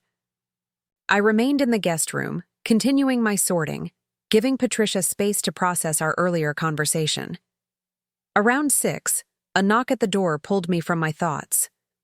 I looked up to find Robert standing there, still in his suit from work, his expression unreadable. Patricia told me about the offers you made, he said without preamble. On the houses. I nodded, setting aside the book I'd been considering. I hope you're not upset. The colonial really is a beautiful home, perfect for a family of 5. He stepped into the room, hands in his pockets, surveying the sorted piles. Why are you doing this, Gladys? Buying you a house? Because I can. Because I want to help. No, he shook his head. Why are you moving out? Why are you pulling away from us just when we could all finally be secure? I regarded him carefully. I'm not pulling away, Robert. I'm establishing healthy boundaries. There's a difference. He sat heavily on the edge of the bed, shoulders slumping. Do you have any idea what it's been like? These past few months? The humiliation of losing a job at my age, having to move in with my mother-in-law, watching my wife stress about money, seeing the kids have to adjust to a new school, a new routine. I can only imagine, I said softly. And now, just when things were starting to look up with the new job, you tell us you've been sitting on a fortune this whole time. Do you know how that feels? Like we've been struggling needlessly. Like you've been watching us flounder, measuring us somehow. I shook my head emphatically. That's not it at all. I was planning to surprise you with a house, with financial security. I never meant for you to struggle one day longer than necessary. Then why didn't you tell us sooner? He pressed. Why the secrecy? It was a fair question, one I'd been asking myself since this morning's confrontation. Partly because the financial advisors recommended discretion while everything was being arranged. Partly because I wanted it to be a joyful surprise, not just writing a check. I hesitated, then added honestly, and partly because I needed time to think through what would be truly helpful versus simply creating dependency. Robert ran a hand over his face. So you were judging us, deciding if we were worthy of your help. Not worthy, I corrected. That was never the question. Your family. But I wanted to be thoughtful about how to help in ways that would strengthen rather than weaken you. He was silent for a long moment, absently picking at a loose thread on the quilt. Finally, he looked up. Patricia's really hurt, you know. She feels like you don't trust her, like you think she's been taking advantage of you. That's not what I think, I assured him. But I do feel that both of you have been making decisions that affect me without considering my perspective. Moving me out of my bedroom, for instance. That hurt, Robert. More than you know. He had the grace to look uncomfortable. It made the most sense logistically. We needed the space. See, that's exactly it, I said, seizing on his response. You made a decision based on logistics, on what was convenient for you, without considering the emotional impact on me. My bedroom isn't just a room, Robert. It's where Harold and I built our life together. It's where I've slept for 40 years. It holds memories that matter to me. Robert shifted, clearly uncomfortable with the emotional terrain. I hadn't thought of it that way, he admitted, and I'm sorry for that. But can't you see that from our perspective we were just trying to make a difficult situation work? I do see that, I acknowledged, and I forgive the oversight, but it's one example among many of how I've felt increasingly sidelined in my own home, in my own life. That's why I'm considering moving, not to pull away from the family, but to restore my sense of self. Robert nodded slowly, considering this. And the colonial. That offer is still on the table? Of course. Regardless of whether I move or stay, I want you, Patricia, and the children to have a stable home of your own. He exhaled heavily. I appreciate that, Gladys. More than I can say. But I think what Patricia's really struggling with isn't the financial aspect, but the feeling that you're choosing distance over closeness. I'm choosing healthy boundaries, I corrected gently. Which, ironically, may be the only way to preserve the closeness that matters. Robert stood, straightening his suit jacket. I'll talk to Patricia. Try to help her see your perspective. He paused at the door. But maybe you could also try to see hers? She's always idolized you, you know. The strong single mother who built a successful career, who never needed anyone's help. Finding out you've been keeping something this big from her, it feels like a betrayal of trust. After he left, I sat for a long time, considering his words. Had I betrayed Patricia's trust by not immediately sharing news of my lottery win? Or had I been justifiably cautious, given how quickly she and Robert had begun discussing selling my home without consulting me. The truth, as in most family conflicts, likely lay somewhere in the uncomfortable middle, both of us acting from our own fears and insecurities, both partially right and partially wrong. What mattered now was finding a path forward that honored both our perspectives. One where I maintained the autonomy I had earned through 7 decades of life, and where Patricia, Robert, and the children received the support they needed without the unintended consequence of resentment or dependency. As twilight deepened outside my window, I thought of Emma poring over those old photo albums, seeking reassurance that her mother and grandmother would find their way back to each other, despite current tensions. We always found our way back to what mattered, I had told her, and we would this time too, though the journey might be more complicated than any of us had anticipated. For now, I had made my offers. On the ranch house for myself, on the colonial for Patricia and Robert. The next move was theirs. Would they accept the gift of a home, understanding it came with both my love and my expectation of respect? Or would pride and hurt feelings prevent them from seeing the opportunity for what it was, a chance for all of us to build a new relationship grounded in mutual support rather than unwilling dependency? Only time would tell. But as I resumed my sorting, placing Harold's cufflinks carefully in the keep pile, I felt a growing sense of peace with my decisions. Whatever happened next, I had taken steps to reclaim my voice, to assert my right to shape my own future, rather than having it dictated by others. At 72, I was finally learning that loving my family didn't require sacrificing myself on the altar of their convenience. That generosity needn't mean erasure, that boundaries, properly established, could create the very space needed for genuine closeness to flourish. It was a lesson long overdue. But as I'd told Emma earlier, it's never too late to find your way back to what matters. Dinner that evening was a stilted affair. Patricia had prepared lasagna, my recipe, though she'd altered it in ways I pretended not to notice. And we sat around the table in uncomfortable silence, broken only by Sophia's cheerful chatter about her day at school and Aiden's occasional comments about a science project due the following week. Emma, perceptive as always, kept glancing between the adults, clearly sensing the tension, but wise enough not to mention it. I caught her eye once and gave her a reassuring smile. She returned it hesitantly before returning her attention to her plate. Robert cleared his throat as Patricia began collecting empty dishes. "Kids, why don't you go start your homework? Your grandmother and mother and I need to have an adult conversation." Aiden groaned. "But I was going to play—" "Homework first," Patricia interrupted firmly. "You can play your game after."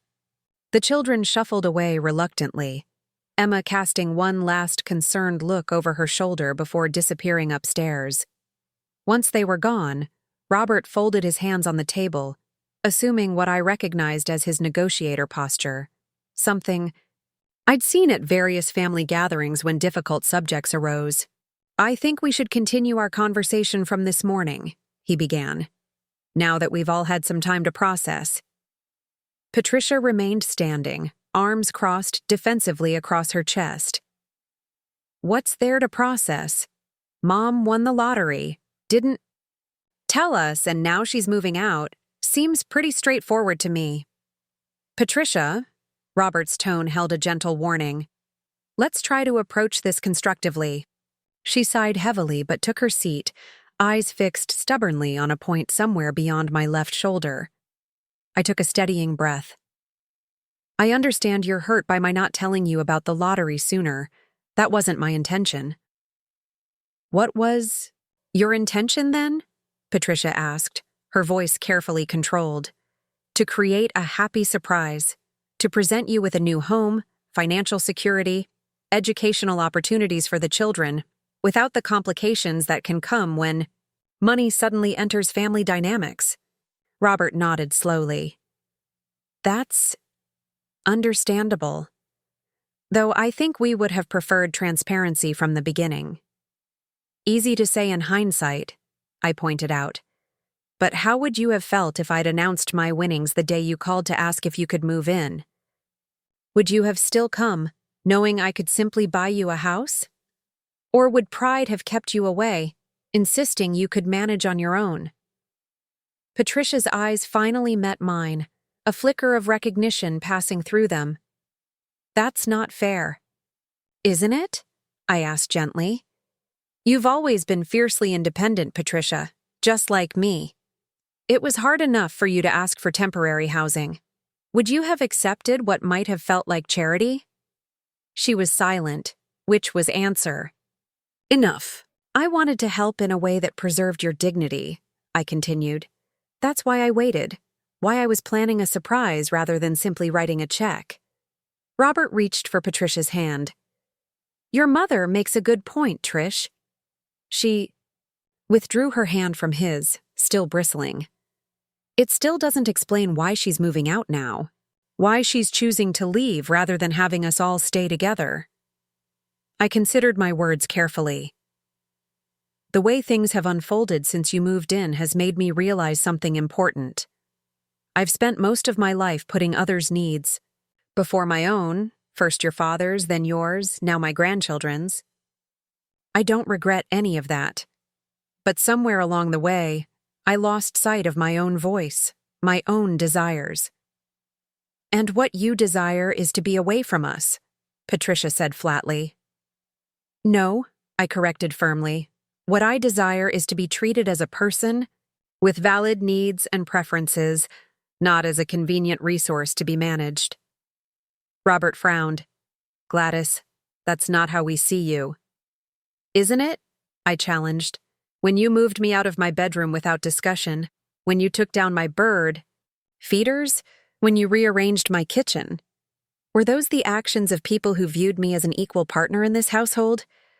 Or as someone whose preferences could be overridden for your convenience? A flush crept up Patricia's neck. We were trying to make a difficult situation work, she insisted, though with less certainty than before. I understand that, I acknowledged. But in the process, you made me feel like a guest in my own home. That's why I'm considering moving, not to escape my family, but to reclaim my sense of self. Robert leaned forward. About the houses, both of them. You've made offers? Yes. Full asking price on each. The ranch house in Willow Creek for me, and the colonial in Oak Ridge for your family. Patricia's eyes widened slightly. Full asking? That's unnecessary, Robert finished for her. We appreciate the gesture, Gladys, truly. But we could negotiate, save some money. I smiled slightly. When you suddenly have $168 million, Robert, a few thousand in negotiation becomes less significant than securing what you want quickly. He blinked, as if the actual sum still hadn't fully registered. I suppose that's true. A tentative knock at the kitchen door interrupted us. Emma stood there, a sheet of paper in her hand. Sorry to interrupt, but I need a signature for this permission slip. It's due tomorrow. Patricia held out her hand. I'll sign it, honey. Actually, Emma hesitated. It needs to be Grandma's signature. It's for the senior interview project. We each have to interview someone over 65 about historical events they lived through. She glanced at me. I picked Grandma, if that's okay. Something in Patricia's expression flickered. Disappointment? Jealousy? Before she masked it with a nod. Of course. That makes sense. I took the permission slip from Emma, touched by her choice. I'd be honored, sweetheart. As I signed the form, Emma lingered, clearly curious about our conversation, but too polite to ask directly. Patricia noticed. Emma, this is a private adult discussion. Please go back upstairs. Actually, I interrupted, handing the signed form back to Emma, maybe the children should be part of this conversation. After all, it affects them too. Robert exchanged a glance with Patricia. Are you sure that's wise? They're still quite young. Emma is 13, hardly a baby, I pointed out. And even Sophia deserves to understand why things are changing around her. Patricia hesitated, then nodded. Emma, please ask Aiden and Sophia to join us in the living room. We're going to have a family meeting. 10 minutes later, we were all settled in the living room, Patricia and Robert on the couch, the children on the floor in front of them, and me in Harold's old armchair, which had somehow survived the recent rearrangements. Robert cleared his throat. Kids, your grandmother has some important news to share with all of us. 3 pairs of eyes turned to me expectantly. I smiled, feeling suddenly nervous. How do you explain a lottery win to children who have only the vaguest concept of money? A few weeks ago, I began, something quite unexpected happened. I won a very large amount of money in the lottery. Aiden's eyes grew round. Like $1 million? Actually, considerably more than that, I said. Enough that it changes things for our whole family. Are we rich now? Sophia asked, bouncing slightly with excitement. I glanced at Patricia, unsure how much she wanted me to reveal about their financial situation. She gave a small nod, granting permission. In a way, yes, I told Sophia. I've set up something called a trust fund for each of you, which will pay for your college education and other things you might need as you grow up. Emma, always quicker to grasp implications, looked between her parents and me. Is that why everyone's been arguing? Because of the money? Robert shifted uncomfortably. We haven't been arguing exactly, just having some adult discussions about what this means for our family.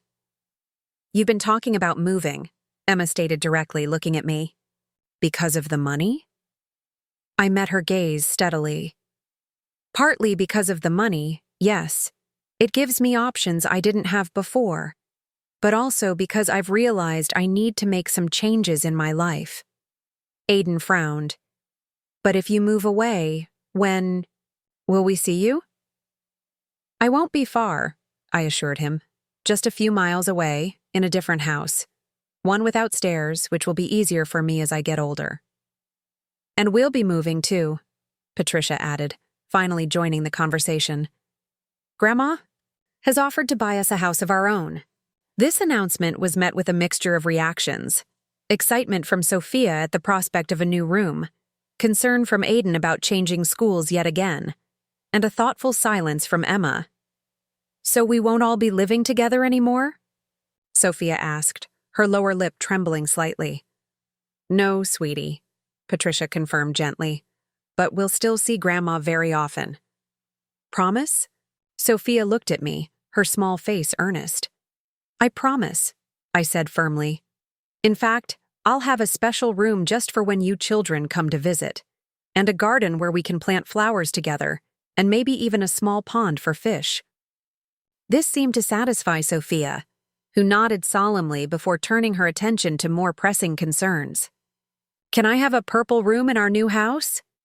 Patricia laughed, the sound breaking some of the tension that had built over the day. We'll see, sweetie. When? Aiden asked practically. When are we moving? Robert ruffled his son's hair. That depends on a lot of things. Whether the sellers accept Grandma's offers, how quickly paperwork gets processed. But probably within a month or two. Emma had remained silent throughout this exchange, her expression thoughtful. Now she looked directly at me. Will you be happier in the new house, Grandma, by yourself? The question, so simple yet so profound, caught me off guard. Would I be happier alone in a new house than here, surrounded by family but increasingly sidelined? It wasn't a straightforward yes or no. I think I'll be happier having my own space again, I said carefully. But I'll miss seeing all of you every day. It's a trade-off. Emma nodded, seeming to understand the complexity in a way that belied her 13 years. Like when I need to be alone in my room sometimes, even though I love everyone. Exactly. Like that, I agreed, grateful for her intuitive grasp of the situation. Patricia stood abruptly. All right, kids, time to get ready for bed. Teeth brushed, pajamas on. We can talk more about this tomorrow. The children dispersed reluctantly, Sophia pausing to give me a fierce hug before racing upstairs, Aiden following more slowly with a backward glance that held both curiosity and concern. Emma lingered, clearly wanting to say something more, but Patricia's pointed look sent her trudging upstairs with her siblings. Once they were gone, Patricia turned to me. I still don't understand why you're doing this, Mom. Why you're choosing to live alone when you could be with family. Because being with family, as you call it, has meant being gradually erased, I replied, my voice gentle but firm. And that's not a sustainable way for me to live, not even for the people I love most in the world. Robert, ever the pragmatist, steered the conversation back to practicalities. Assuming both offers are accepted, what's the timeline? When would we need to move out of here? That depends, I said.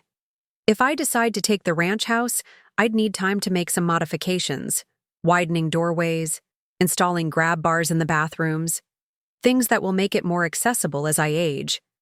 So you'd stay here during renovations? Patricia asked. Possibly. Or I might rent a small apartment temporarily. I hesitated, then added, I haven't decided yet whether to sell this house or keep it. Patricia's head snapped up. Sell it? But this is our family home. It's my home, I corrected gently. One I've maintained alone since your father died 12 years ago. And yes, there are many memories here, but a fresh start might be what we all need. Robert placed a restraining hand on Patricia's arm as she opened her mouth to protest further. Let's take things one step at a time. First, let's see if the offers are accepted. Then we can discuss next steps. Patricia subsided, though her expression remained troubled. After a moment of awkward silence, she stood. I should go check on the children. Make sure they're actually getting ready for bed and not just playing. As she left, Robert turned to me with a sigh. She'll come around, Gladys. This is just a lot for her to process. I know, I acknowledged. It's a lot for all of us. He studied me for a long moment. For what it's worth, I think I understand why you're doing this. It can't have been easy, having us all descend on your carefully ordered life. It wasn't the disruption itself that bothered me, I clarified. It was the assumption that my preferences didn't matter, that I could simply be rearranged along with my furniture. Robert had the grace to look chagrined. We didn't handle things well. I see that now. Neither did I admitted. I should have been more direct about my feelings from the beginning. Instead, I retreated and let resentment build. He nodded thoughtfully. So what happens now? Besides waiting for the house offers? Now, I said, rising from Harold's chair, we try to rebuild our relationships on a healthier foundation. One where everyone's needs matter, not just the loudest or most convenient. That sounds reasonable, Robert agreed, standing as well. And Gladys. Thank you. For the house, for the children's trust funds. It's incredibly generous. They're my family, I said simply. I want them to have security, opportunities. I just no longer believe I have to sacrifice myself to provide those things. Robert nodded, a new respect evident in his gaze. Fair enough. Good night, Gladys. After he left, I remained in the living room, surrounded by the familiar contours of a home that had sheltered me through marriage, motherhood, widowhood, and now this new, unnamed phase of life. Despite the emotional turmoil of the day, I felt strangely at peace. The truth was out now, for better or worse. The path forward would undoubtedly contain more difficult conversations, more adjustments, but at least we were dealing with reality rather than assumptions and unspoken resentments. I moved to the window, gazing out at the oak trees silhouetted against the night sky. The trees I had planted when Patricia was born, now tall and strong, their branches extending far beyond the boundaries I had initially imagined for them. Perhaps Patricia was like those trees, needing roots but also the freedom to grow in her own direction. And perhaps I too needed both stability and space to flourish in this unexpected new chapter of my life. Rebecca Mills called early the next morning, her voice bright with excitement. "Gladys, great news. Both of your offers have been accepted." I gripped the phone tighter, my heart suddenly racing. "Both of them? The ranch house and the colonial?" "Yes, the sellers of the ranch house were particularly pleased with your willingness to pay full asking price. And the owners of the colonial were planning to move out of state within the month anyway, so your timing is perfect." I sank into a kitchen chair, momentarily overwhelmed by the swift manifestation of my decisions. "That's wonderful. What happens next?" "We'll schedule inspections for both properties, of course. Then there's paperwork, closing costs. But since you're paying cash, we can expedite things considerably. We could potentially close on both properties within 3 weeks." 3 weeks. The timeline felt simultaneously too quick and not soon enough. "There's one more thing," Rebecca continued. "The sellers of the ranch house mentioned they're leaving most of their furniture behind since they're downsizing to a condo. They're offering to include it in the sale price if you're interested. From what I recall, it's quite nice. Traditional, but well-maintained." I considered the offer. New house, new furniture, new beginning. There was a certain appeal to the symmetry of it. "Tell them yes," I decided.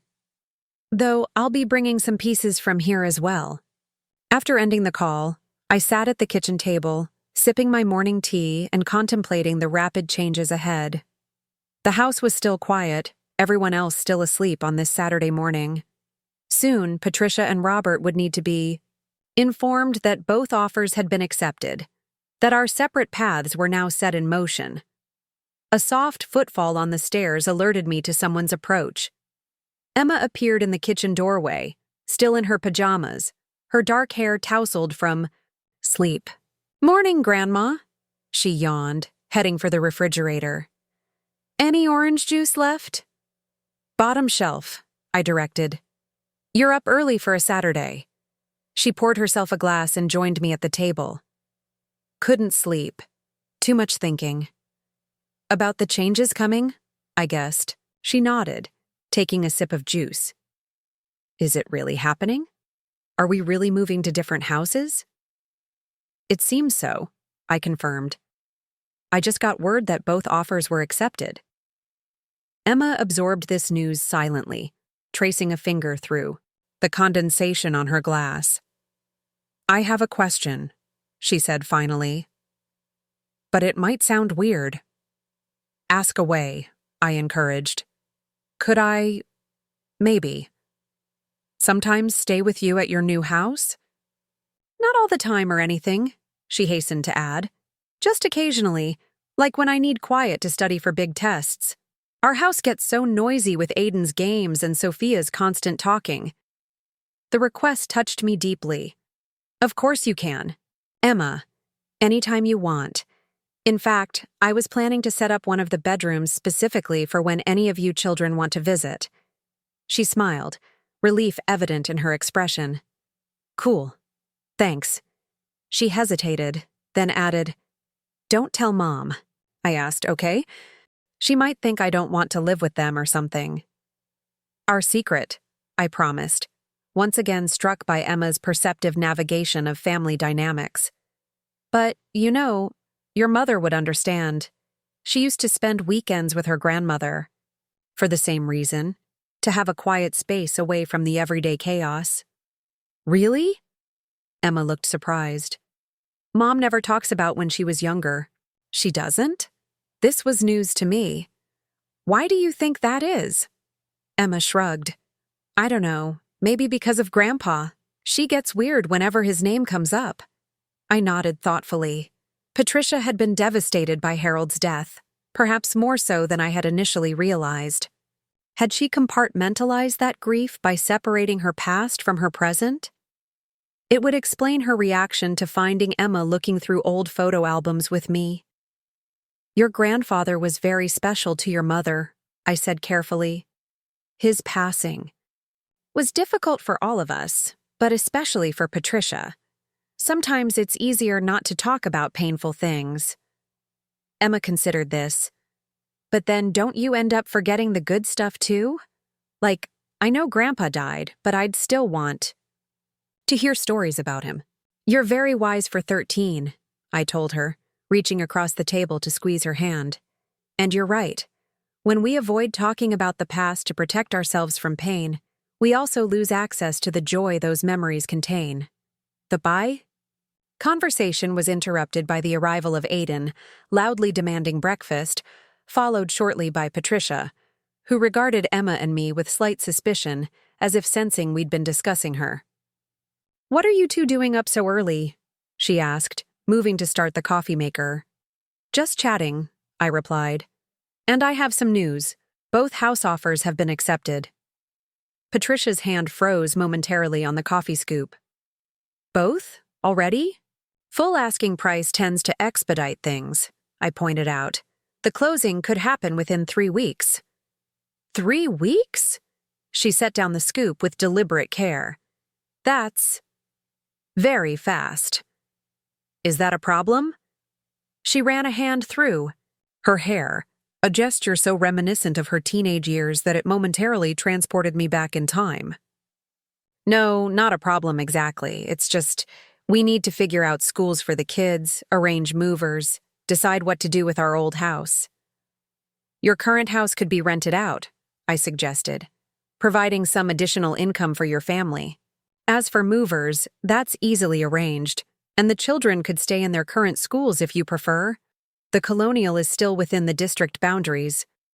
Patricia nodded distractedly, her mind clearly racing through logistics. "I need to tell Robert. He's still asleep."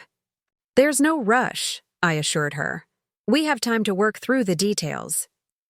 Emma, who had been following this exchange closely, spoke up. "Does the new house have a pool?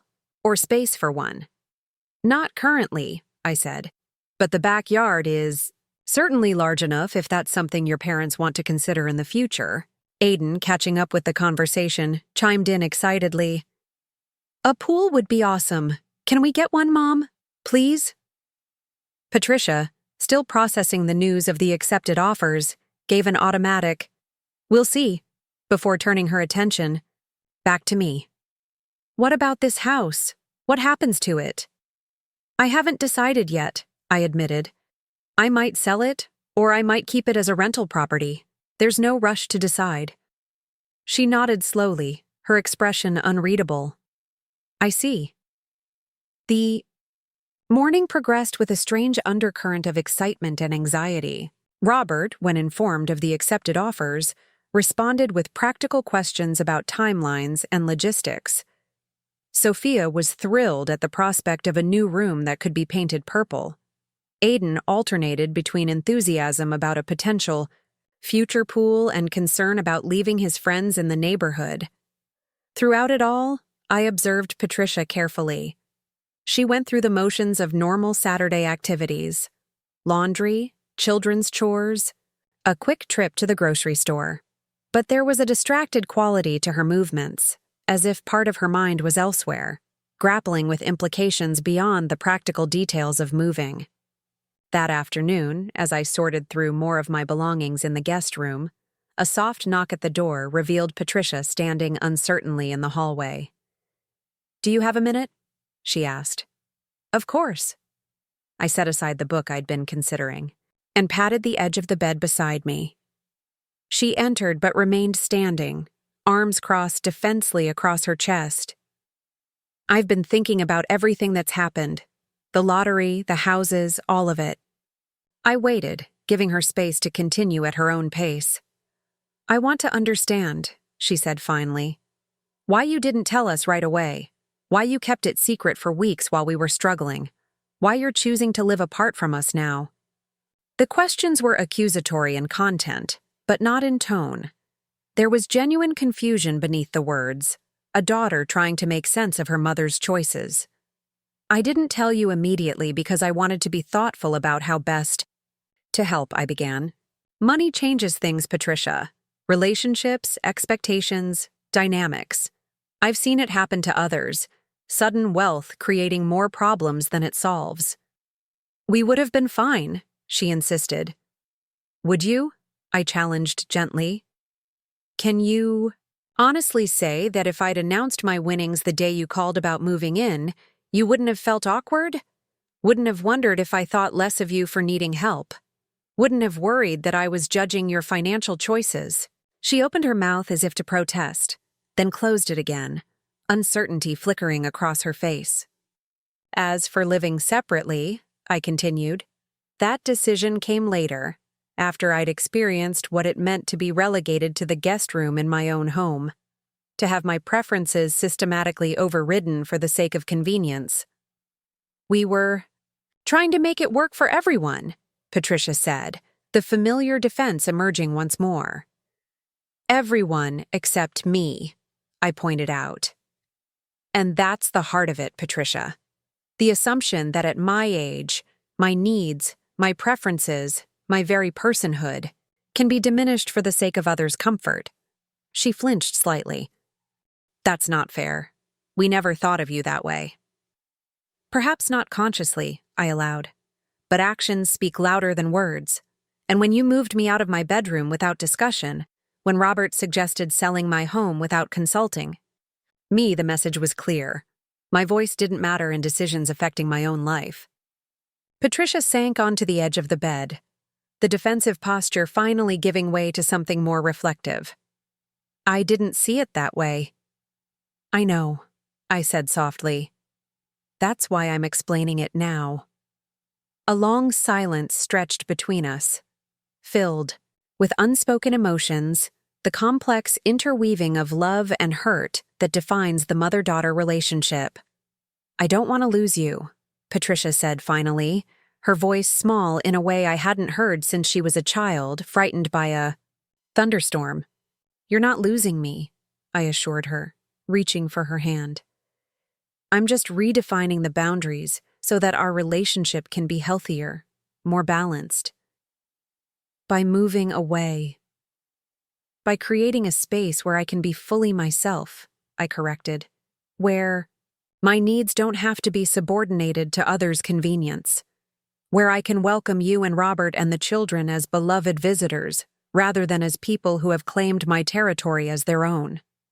Patricia squeezed my hand, tears welling in her eyes. I never meant to make you feel pushed aside. I know, I said again. And I never meant to make you feel judged or unsupported. We both acted from our own fears and insecurities. Now we have a chance to build something better. She nodded, wiping away a tear that had escaped down her cheek. The colonial really is beautiful, she admitted. I looked up the listing online. It has everything I would have chosen myself. I know your taste, I smiled. The kitchen especially. Those granite countertops you've always wanted. And a soaking tub in the master bathroom, she added, a hint of excitement creeping into her voice. Robert's going to love that. So, you're pleased with the choice? I asked, wanting confirmation. It's perfect, she said, then hesitated. But Mom, it's so much money. The house, the trust funds for the children. Are you sure? Patricia, I have $168 million, I reminded her. The house and the trust funds together represent less than $8 million of that. I'm still left with more money than I could spend. In 10 lifetimes. She shook her head in wonder. It still doesn't seem real. It didn't to me either at first, I admitted. But I've had longer to adjust to the idea. Patricia was quiet for a moment, seemingly lost in thought. Then she looked up, her expression more vulnerable than I had seen it in years. I'm sorry, Mom, for not considering how our moving in would affect you, for assuming you would just adapt to whatever we needed, for treating your home as if it were ours to rearrange. The apology, so straightforward and unqualified, caught me by surprise. Thank you, I said simply. That means a great deal to me. And I understand better now why you need your own space. She managed a small smile. Even if I still wish you'd decided to move into the colonial with us instead of getting your own place. You'll appreciate the space more than you realize, I told her. And I'll be just a few miles away. Close enough for Sunday dinners, for babysitting when needed, for all the important moments. But with healthy boundaries that allow us all to thrive. Patricia nodded slowly. I'm starting to see that. Besides, I added, there's still the matter of the rest of the lottery winnings. I have plans for education funds for you and Robert, retirement accounts, various charitable foundations. We have many discussions ahead of us about how best to use these resources for the good of our family and community. Her eyes widened slightly. Education funds for us too? If you're interested, I confirmed. You mentioned once that you'd like to get your master's degree in education. And Robert has always talked about taking business courses. You remembered that? She seemed genuinely surprised. Of course I did. You're my daughter. Your dreams matter to me, even when we're at odds. Patricia was quiet again, absorbing this. When she finally spoke, her voice held a new resolve. I want us to do better going forward, to really listen to each other, to honor each other's boundaries. It shouldn't have taken a lottery win, and you moving out for me to see how we've been, treating you. Better late than never, I said, smiling to soften the words. We have a chance now to rebuild our relationship on a stronger foundation. That's worth more than any amount of money. She nodded, then surprised me by leaning forward to embrace me, a real hug, not the perfunctory ones we'd exchanged in recent years. I held her tightly, feeling the familiar contours of my daughter in my arms, remembering the baby she had been, the child, the teenager, and now the complex adult navigating her own path through parenthood. We'll be okay, I murmured into her. Hair. Different, but okay. As she pulled back, wiping away another stray tear, I saw in her face a new understanding. Not complete, perhaps, but a beginning. The first step toward a relationship where both of us could be whole people, neither diminished for the other's convenience, nor elevated to an impossible standard of maternal or filial perfection. It was enough for now. The rest would come with time, with practice, with the everyday work of loving each other better. After Patricia left, I returned to my sorting with renewed energy. The path ahead was becoming clearer, a new home of my own, a redefined relationship with my daughter and her family, opportunities to use my unexpected wealth in ways that would benefit both my loved ones and the broader community. At 72, I was embarking on a journey I had never anticipated. Not retirement in the traditional sense, but a rebirth, a chance to reclaim the self that had gradually been subsumed by others' needs and expectations. As I placed another book in the keep pile, I found myself smiling. The guest room no longer felt quite so alien, now that I knew my stay in it was temporary. Soon I would have a home fully my own again, arranged according to my preferences, a sanctuary where I could welcome family on terms that honored both their needs and mine. The $5 million donation to my grandchildren's college funds, the gift, that had started this whole transformation, no longer felt like a secret burden but a promise kept, a legacy secured. Not just of financial security, but of the values I hope to pass on: self-respect, healthy boundaries, generosity without self-erasure. Outside the window, a cardinal landed on the oak branch nearest the house, bright red against the green, leaves, a splash of vibrant life. I watched it for a moment, this creature that had adapted to suburban life while maintaining its essential nature. Perhaps that was the key for all of us, finding the balance between adaptation and authenticity, between connection and autonomy. The cardinal took flight, disappearing into the deeper branches. But I knew it would return, as birds do to places that offer both shelter and freedom. Just as family returns, again and again, to relationships that nurture without confining, that support without diminishing, Different houses, but the same hearts. It would be enough. 3 weeks passed in a blur of activity. Inspections were completed, paperwork processed, and moving arrangements finalized with an efficiency that only substantial wealth can facilitate. I found myself caught in a whirlwind of decisions. Which furniture to take to the ranch house, which to leave for Patricia and Robert, which items to donate or discard after decades of accumulated living.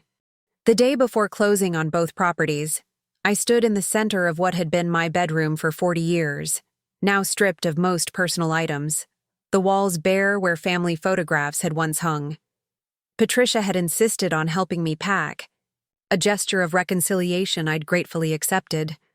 Together we had sorted through memories, laughing over forgotten moments captured in yellowed photographs, tearing up over items that recalled Harold's presence in our lives.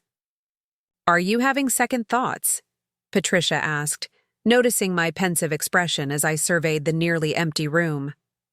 "Not second thoughts," I replied. "Just acknowledging that endings are always a little sad, even when they lead to necessary beginnings." She nodded, understanding filling her eyes. "I still remember the day we moved in here. I was what, 8? Dad let me choose which bedroom would be mine." "You picked the smallest one," I recalled with a smile, "because it had the window seat where you could read." "I spent hours there," she confirmed. Looking back, I realize what a gift that was, having my own space, arranged exactly as I wanted it. The irony wasn't lost on either of us. In a way, Patricia was finally recognizing what I had been trying to articulate all along, the fundamental importance of having a space that honors one's identity and preferences. "The children will have that at the Colonial," I said. "Room. To grow into themselves." She smiled. "Emma's already planning her reading nook by the bay window. Aiden wants to paint constellation maps on his ceiling. And Sophia is insistent that everything in her room must be purple." "As it should be," I agreed. "A house becomes a home when it reflects the people who live in it." The next morning, as we signed the final paperwork at the title company, I felt a curious mixture of emotions: relief, anticipation, a touch of melancholy, but primarily a sense of rightness. The decisions had been made, the course set. Now came the actual living of this new chapter. The Colonial was ready for immediate occupancy, while the ranch house would require several weeks of renovations to make it fully accessible for my future needs. Patricia had insisted I stay with them during this period. "The Colonial has a separate in-law suite on the first floor," she reminded me. "It's perfect for a temporary stay.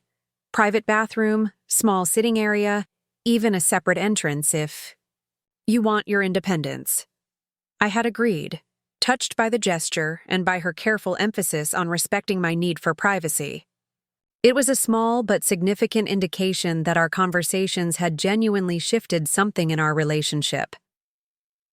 Moving day arrived with unexpected emotional intensity, as the movers carried the last pieces of furniture from my house of 40 years.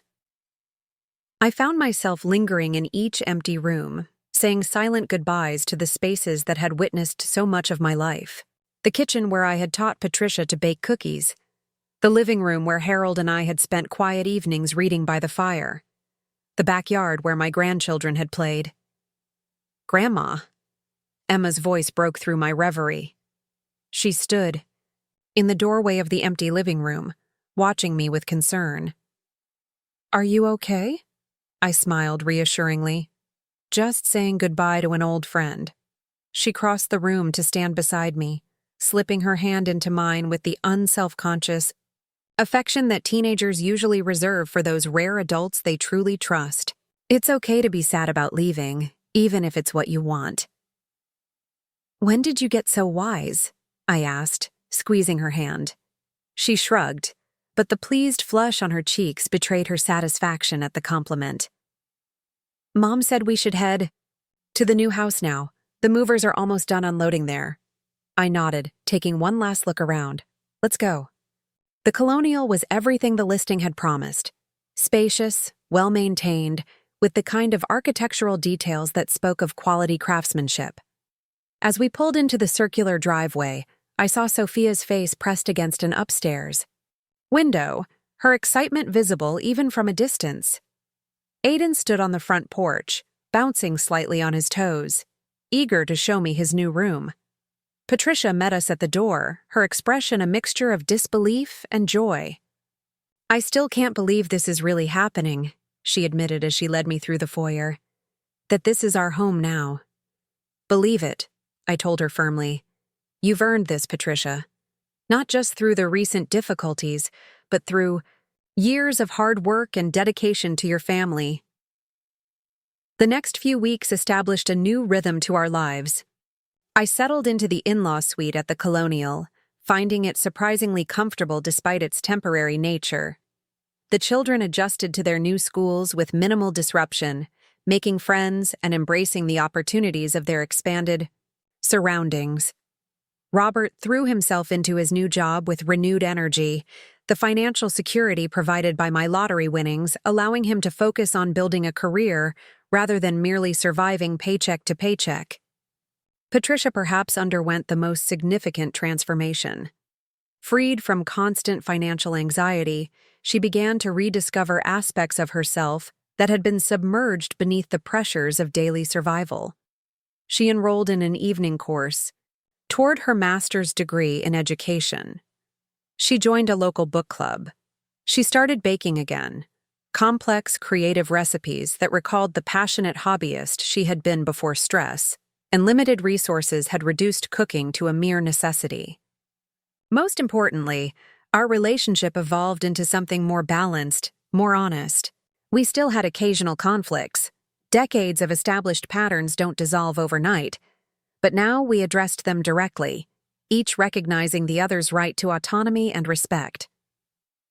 One evening, as we sat together on the Colonial's back, porch watching the children play in the expansive yard, Patricia turned to me with an expression of quiet revelation.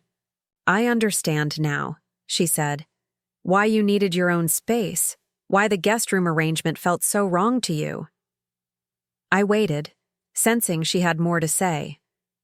"Having this home, arranged exactly as I want it, where my preferences matter," she continued, "it's changed something fundamental in how I see myself, in how I interact with Robert, with the children, with the world." "That's it exactly," I affirmed. "It's not about the physical space itself, but about what it represents. The acknowledgement that your needs, your identity, your voice matters." She nodded thoughtfully. "I'm sorry it took me so long to see it." I patted her hand. "We get there when we get there. The important thing is that we arrived."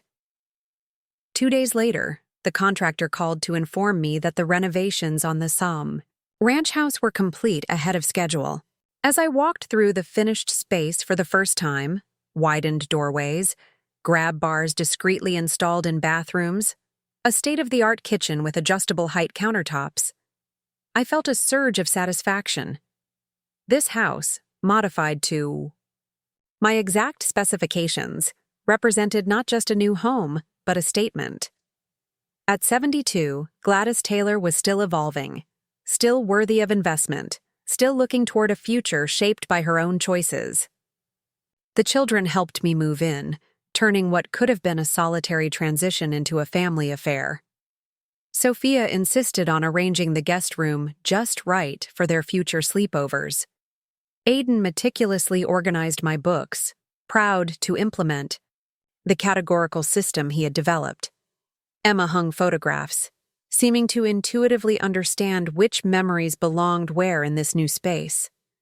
That evening, after the others had returned to the Colonial, I sat in my new sunroom, watching birds at the feeders I had immediately installed upon taking possession. A cardinal, perhaps the same one from my old garden, perhaps a different one. It was impossible to know for certain, perched on the nearest feeder, its bright plumage vivid against the gathering dusk. My phone chimed with a text message from Patricia. "Sunday dinner at our place this weekend. Kids insist you can't. Miss Emma's debut as family chef." I smiled, typing back a quick affirmation. Different houses, but the same hearts. New boundaries, but deeper connections. The cardinal took flight, disappearing into the twilight. I remained in my chair, surrounded by the quiet satisfaction of a life reclaimed, watching as the first stars appeared in the darkening sky. Up next, you've got 2 more standout stories right on your screen. If this one hit the mark, you won't want to pass these up. Just click and check them out.